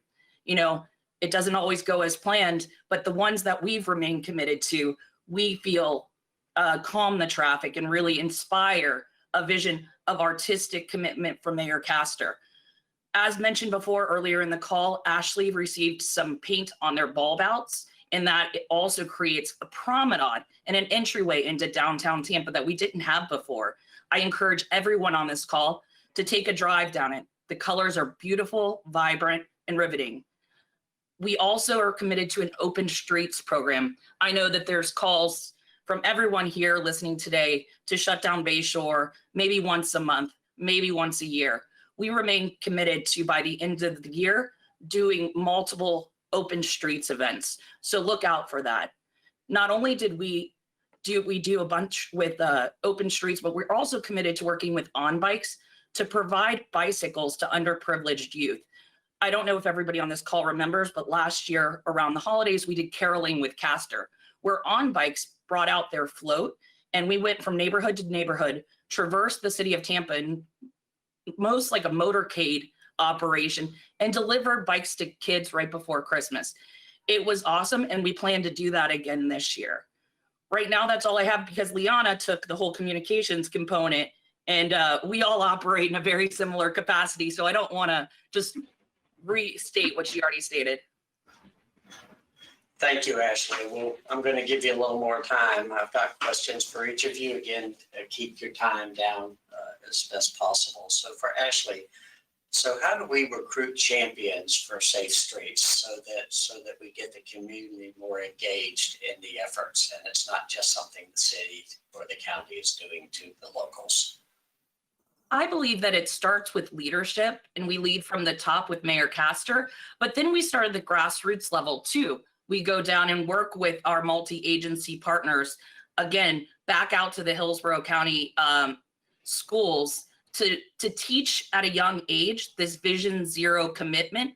And we all learned, look both ways, but now it's more than that. It's continuing to educate up in an upward way. Perfect. So for Mary Lou, how do we create a culture shift to embrace walking and bicycling to school? Right.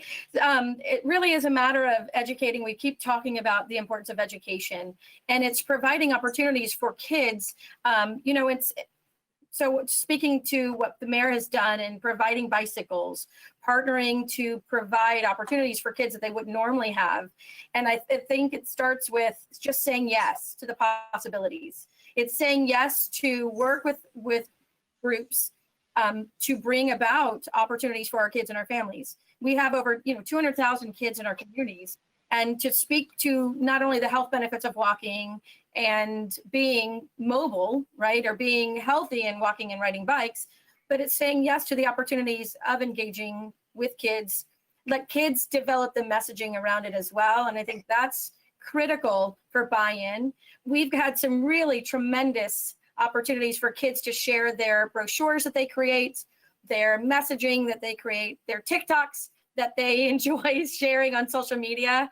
I know the Girl Scouts and Scouts take a great interest in pedestrian and bicycle safety. Not all streets are created equal, but within the communities that they serve, they find the opportunities to start the walking school buses. Sidewalks, stompers, so it's just a matter of looking and surveying the opportunity, partnering with those agencies that say yes, and providing those resources to our families. And it's really about being together and agreeing to work together in a very kind of proactive, innovative way. Great. Thank you so much, Mary Lou. And now, Liana, I've got one for you. So how do we turn the conversation from why are you doing this to us to how soon can you finish? Yeah, so that's a great question. So Hillsborough County's approach to all projects is to engage the community and our neighborhoods. We do that from the initial planning phase through construction. We truly want to know and understand the details of the project, and we want our residents to know that every step of the way. County communications and digital media now works with Public Works and Neighborhood Relations on almost every project that takes place in this county.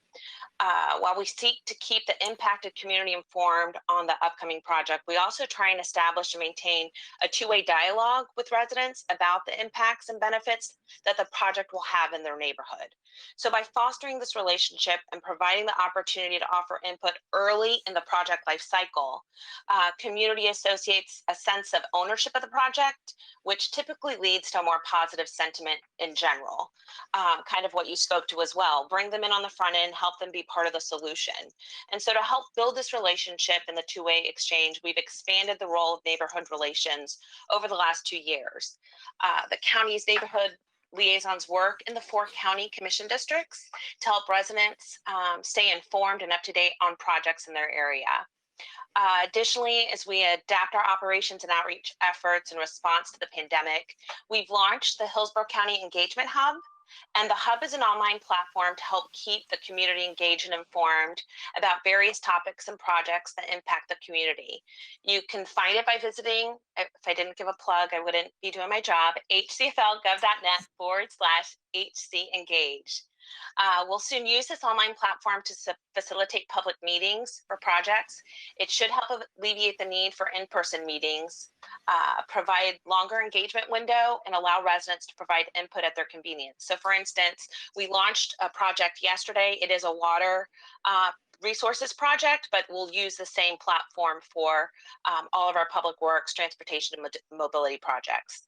And so as we activate this platform, we anticipate that the dialogue will be more insightful as a result, because we'll be able to reach a larger audience and get a greater representative sample, I guess, for all of our projects participants. So hopefully having a 2-week time frame on these projects will allow residents to be able to engage instead of attending community meetings that might have just happened previously one night a week for a 3-hour time frame, and they couldn't make it because they had to work late that day or the kids had soccer.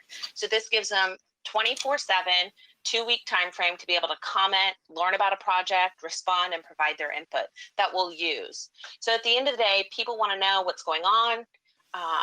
They want to know that we're listening, and it's our job to ensure that we're open, honest, and transparent. So if we do this, we kind of organically shift the conversation and create a sense of partnership towards success. So I hope that answers the question. Thank you, ladies, and great job. And before I turn the mic back over to Commissioner Kemp, I want to issue a challenge that I've been doing for 5 years at all the presentations I've made. And unfortunately, we can't survey, but I can assure you the response would be the same here. And my questioning in every presentation I've made, 90 to 95% of the people in the audience have not looked at the driver's handbook since they got their learner's permit. So I suggest you go online, pull down the driver's handbook, and read the handbook so that you'll have a better understanding of the laws. It's something we all need to do to help improve on the education aspects. Commissioner Kemp, we've got some time for questions. It's back in your hands. Thank you so much. Very much appreciate Mr. Hadaway, you for being a part of this, and I'm very happy to hear from you. Also, Mary Lou Whaley, Director of Community Engagement and Philanthropy, Hillsborough County Schools, Ashley Bauman, Director of Marketing and Communications with the City of Tampa, and Leanna Lopez, Chief Communications Administrator, Hillsborough County Government. We're going to move now to the next part, which is simply to wrap up and observations. But I'm gonna, we still apparently have those from our first workshop online, several, and we had some questions that, because that went on a little bit over, never got asked to the panelists there. And so I'd like to just, because I think that would be a great way to kick off some of this discussion, but so we'd like to start with those questions that were prepared, and this is this again are for Lucia Garces, for Mike Callahan, and Melissa Zornito, all part of our first panel. Really important questions, and for Ms. Garcia. during development reviews, vehicular impacts tend to be emphasized. How can other modes be included, such as when pedestrian generators are across a roadway from a new residential development, or pedestrian generators, that's a bureaucratic language, but let's say when pedestrians need to cross a roadway from a new residential development, how do we avoid making decisions now that require costly fixes later? If you're there, Lucia? I am, Commissioner, and thank you for that question. Happy to answer that. I think what's been really interesting about this entire session, it's incredibly thought-provoking and really moving us off of that platform of volume to capacity and level of service. I think, as Ian mentioned in the very beginning, you know, even our mobility fee program is all based on vehicular capacity.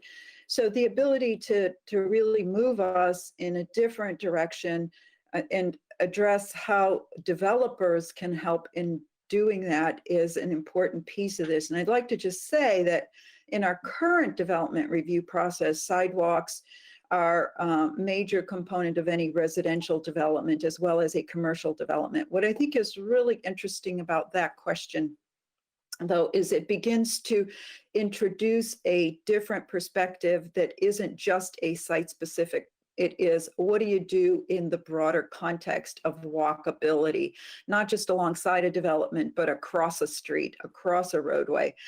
And in order, you know, the question of what do you do to prevent future retrofits, I believe that concept that was introduced earlier on of context classification, and then everything else that starts to funnel from that, the ladder that gets set to corridor preservation, and then our access management and land development code is a critical piece.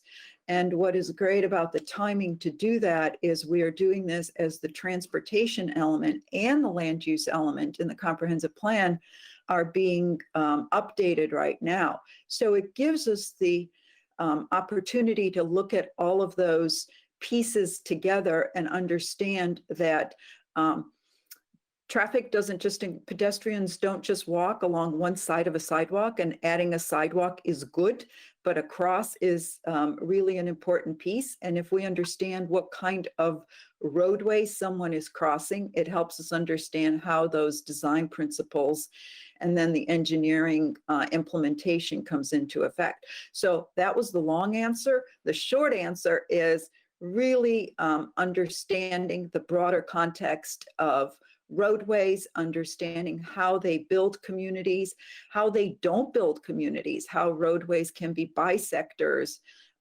Parenthetically, the interstate system is the best example of what that did to communities. So understanding how the dynamics work from a truly knitting together of the roadway corridor and the land uses and the community around it. And that would go through not just for developer, but also for the way the local governments are building their roads as well. And to quote Dr. Holt, and with that, I'll stop.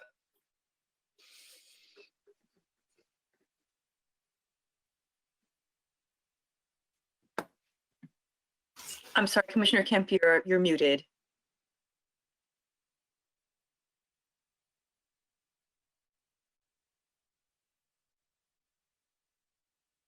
Okay, can you hear me?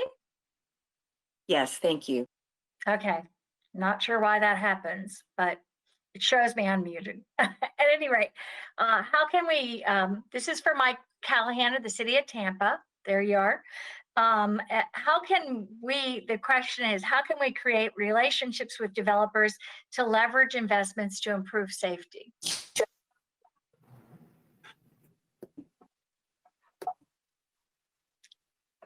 No, we can't hear you. Mr. Callahan, you're set to phone audio, and you need to enter an audio pin for your phone to work, or else you have to go back to computer audio. Again, Mr. Callahan, you need to either return to computer audio, or there you go. There you go. Now you can speak. Thank you. I'm so sorry I got disconnected earlier. I apologize. So, Commissioner, thank you. That's it's a good question, actually. I thought long and hard about this. There's really kind of two approaches. One is the strong arm approach, which is just mandated in our land development code. Sidewalks are required without exceptions in our communities. In the city of Tampa, new residential is not required to install a sidewalk if there are currently none on that block face. That needs to change, and that's been going on for a little bit too long. We need to change that in our land development code and mandate that sidewalks happen. The other is creating new fees to pay for crosswalks and signals. But I really think there's a better approach. There's a softer approach that would encourage developers by providing, I think maybe let's talk about having developer forums led by a city point person. We're going to hire a new Vision Zero coordinator, I think, in the next, in the not too distant future. I don't know how quickly that's happening, but I know they're out right now for advertisement for that position. But in that forum, we can also talk about fast tracking developers' permits. We can offer bonus provisions through more entitlements, whether it's density or intensity. Even something like allowing accessory dwelling units, which there's only 2 places in the city of Tampa right now that would allow that, and one is in Seminole Heights by right, Seminole Heights, and also in the CBD. So I think that needs to really happen more universally across the city.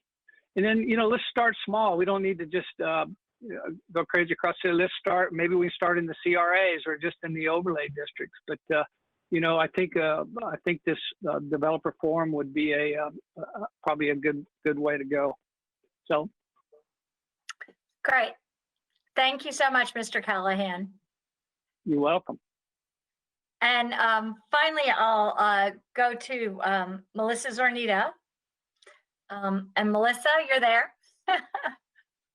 Hi. Hello. We know that providing an interconnected network with more smaller streets tends to be safer than large multi-lane arterials with cul-de-sac subdivisions and to connect us in an easier way. So what do you think the challenges are to achieving this? Thanks. That's a great question. And you can see over time as the community has developed from moving from the connected grid that you have within the city of Tampa to the development pattern that Lucia started to show from mid-century 1900s, moving to the cul-de-sacs and the suburban development pattern that then is more pervasive as you move further out from the central city. And that poses a lot of challenges, things that planners and engineers now realize aren't creating good connectivity. It's pushing a lot of the trips onto our major arteries. And oftentimes then the few connections that are there face a lot of cut through traffic demand. So in the comprehensive plan, we have pages of policies about having better connectivity, about creating more of a grid pattern. But there are a number of obstacles that we face in doing that. Some of them are things like environmental systems, particularly when we're looking in a more greenfield development pattern. There are a lot of important environmental assets that we have in our community, and that's a choice of priorities that we want to preserve many of those over creating the connection. I think that's something as our community starts to look at infill and redevelopment sites, we're going to have to look very carefully at those issues, because sometimes the isolated wetland may be the choice between preserving that and making the roadway or pedestrian connection. And that's going to be a difficult thing for our community to weigh. We have a lot of places where we have to retrofit existing problems, like the example that Ian Lockwood showed earlier, and that takes community buy-in and property owner buy-in and some dollars to invest the resources in making those connections, reconnecting streets. There are development and market obstacles.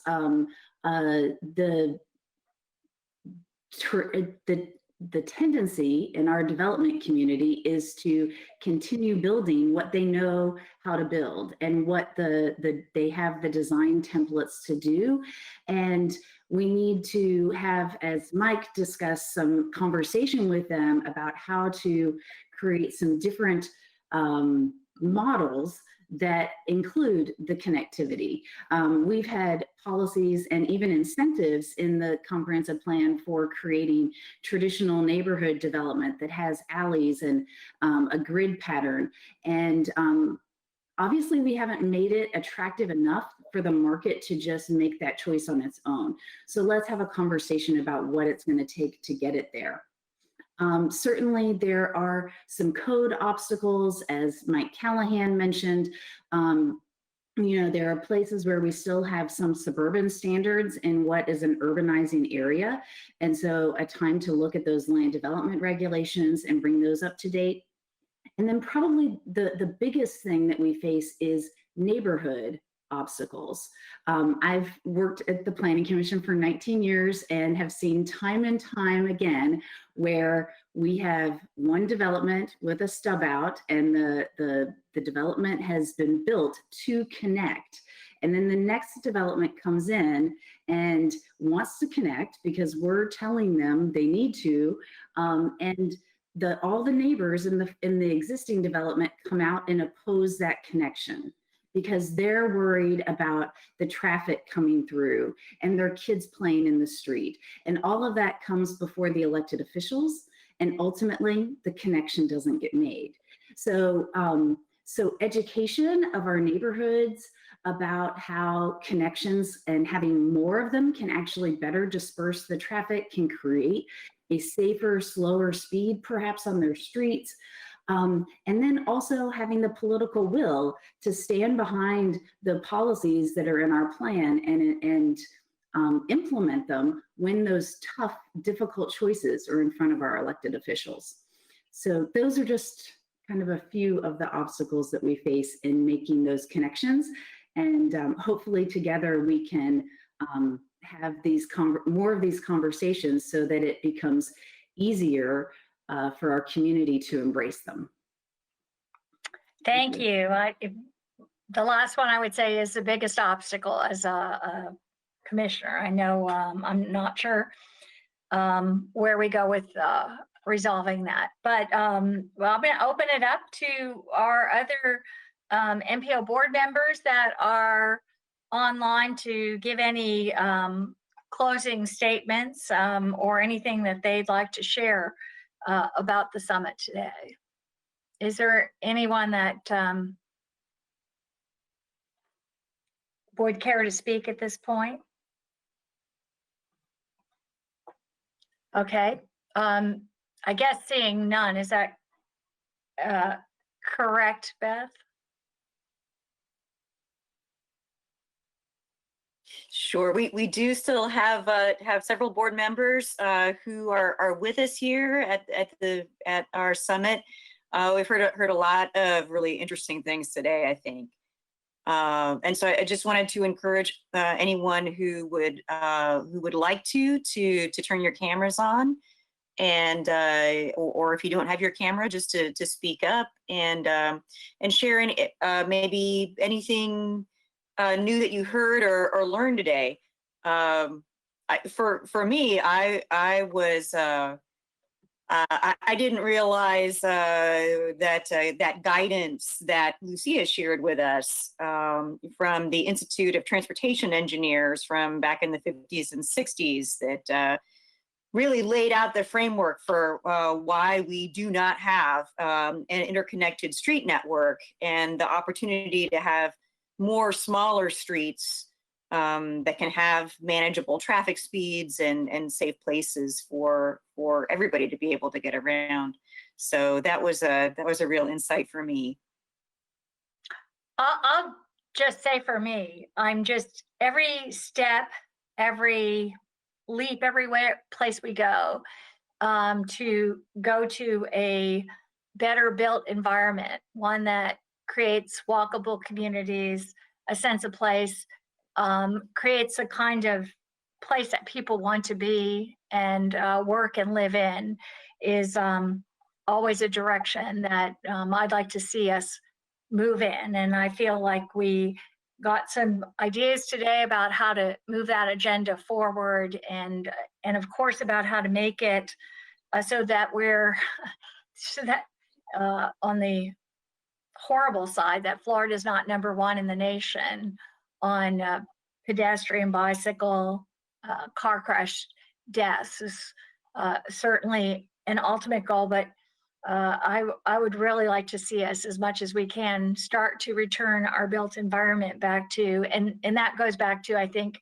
Mr. Lockwood's presentation at the beginning, how we can really look at the built environment that we have now, that we have put there for decades, that's car-centric, and how we can move it to being a more people-centric place where people love being, and where we can protect people, save lives, and build a quality of life in Hillsborough County that's great for everyone. Yes, Commissioner Overman. Thank you. And thanks to everyone for offering so much insight on how we got here. And I love the question to Ms. Garces that referenced pedestrian generators. I think our largest pedestrian generator challenge that we have right now are our schools, because it generates the greatest amount of pedestrian traffic when children are trying to get to schools, and cars are, are frequently sitting in a queuing line, and when you have that intersection, it doesn't go well. To drop kids off, and the school buses too. So it's a big issue when it comes to when the three of those items meet. But that's not the only circumstance. We also see that in our local grocery stores, shopping malls. Those are pedestrian generators too, if they're designed for pedestrian generation, or if they're built on a road that is friendly to the neighborhood community on the other side of the arterial highway or collector road or whatever road that commercial development is in. And so I think that where the rubber literally meets the road is where our planning guidelines and design meet our technical manuals. Because I think what I've learned in this process of trying to navigate the project approval process is, it's there where the planning we've been talking about is there, but it doesn't appear as though it's possible in our technical manual, or it isn't written in such a way that it isn't written out of a 1965, plan, which is what, Ms. Garces had referenced, is a lot of the community design specs for cul-de-sacs and those kinds of communities came out of the 60s. And we're in 2020, last I checked. That was a long time ago.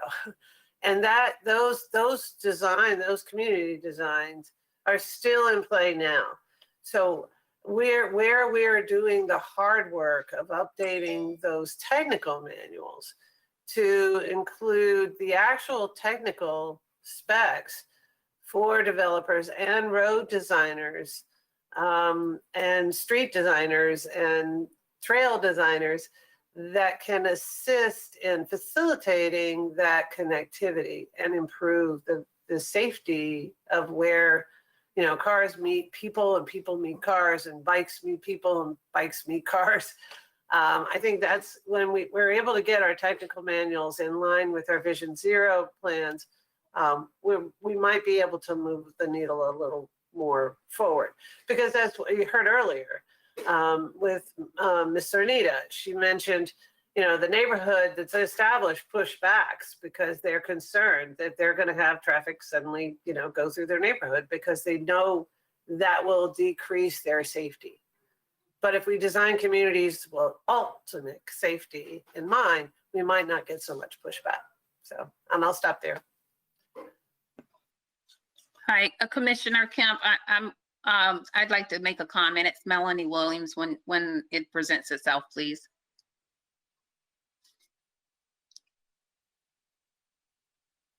I can't hear you. Are you on mute?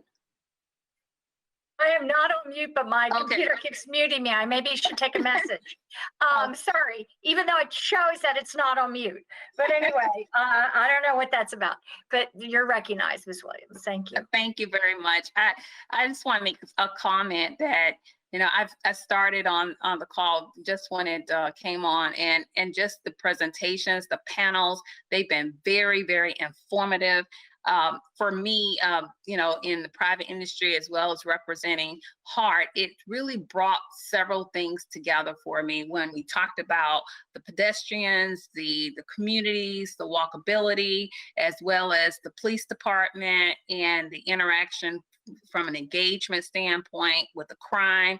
I think it's opened my eyes and has afforded me knowledge to be a better representative of our community and county and on behalf of HART as a result of this session.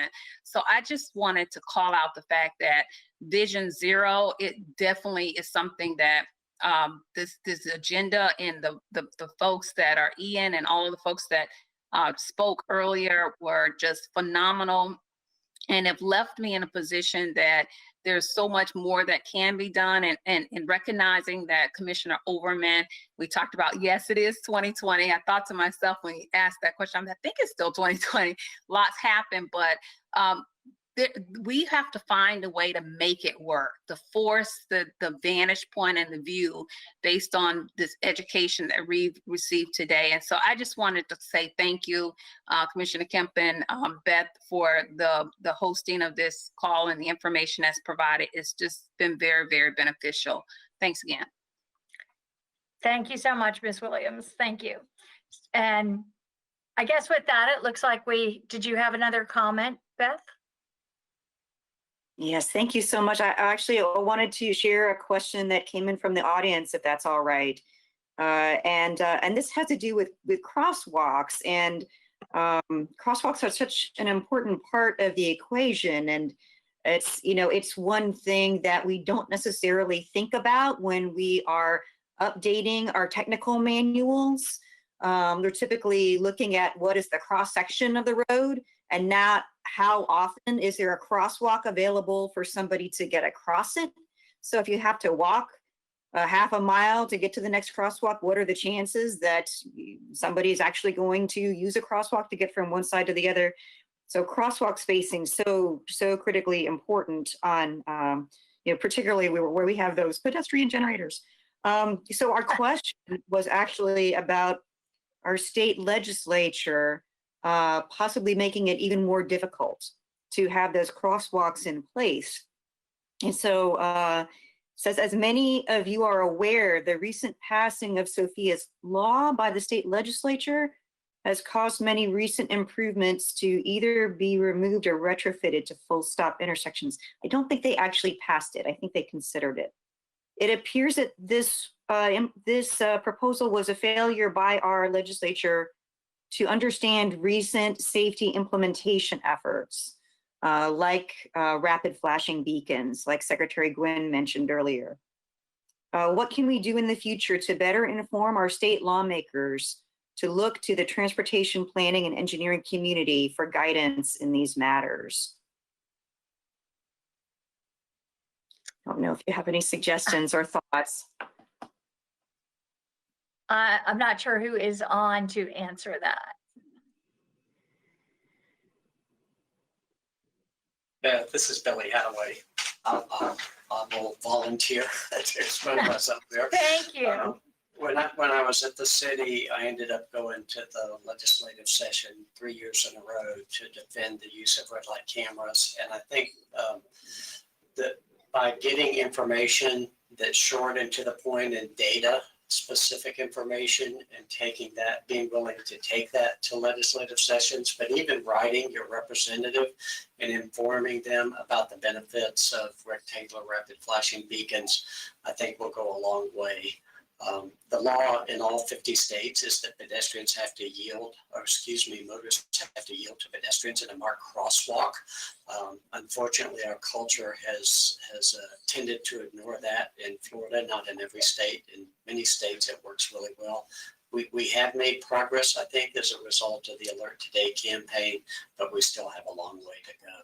So reaching out to your legislature, if you go to the Alert Today Florida website, there's information on rectangular rapid flashing beacons that might help inform you in writing a letter to your representatives. Can I follow up on that, Mr. Hadaway? Just, of course. Yeah, I mean, you mentioned, and it definitely appears to be true that in Florida, we're not as, I've seen states where everybody stops, no matter where they are, their car stops when a pedestrian appears. And it does seem to be a very different culture here. So, some of the things we talked about this morning are just letting people know about Vision Zero and educating people. But what do we do to change that culture? Gosh, I mean, the yielding behavior is primarily a function of speed. So reducing speeds in those areas where you have high pedestrian activity. Here at the city of Orlando, before I left, we were putting in more raised crosswalks, and they can be adjusted. It's not, again, just like any tool, it's not a one size fits all. So they can be adjusted for different speeds. But I think if we're going to make pedestrian safety a focus, then we have to be willing to require motorists to slow down even on some of our major arterials.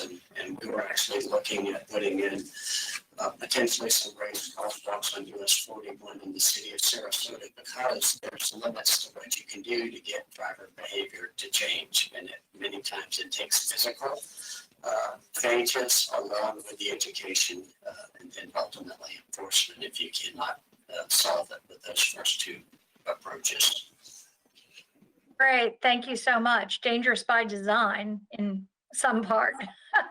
Thank you so much. So it looks like there's no other discussion at this time. So thank you to everyone. Thank you for the workshop. Thank you to all the guests. Thank you for everyone who was involved in part of this. And we're gonna sign off and now with our 2020 Vision Zero Summit.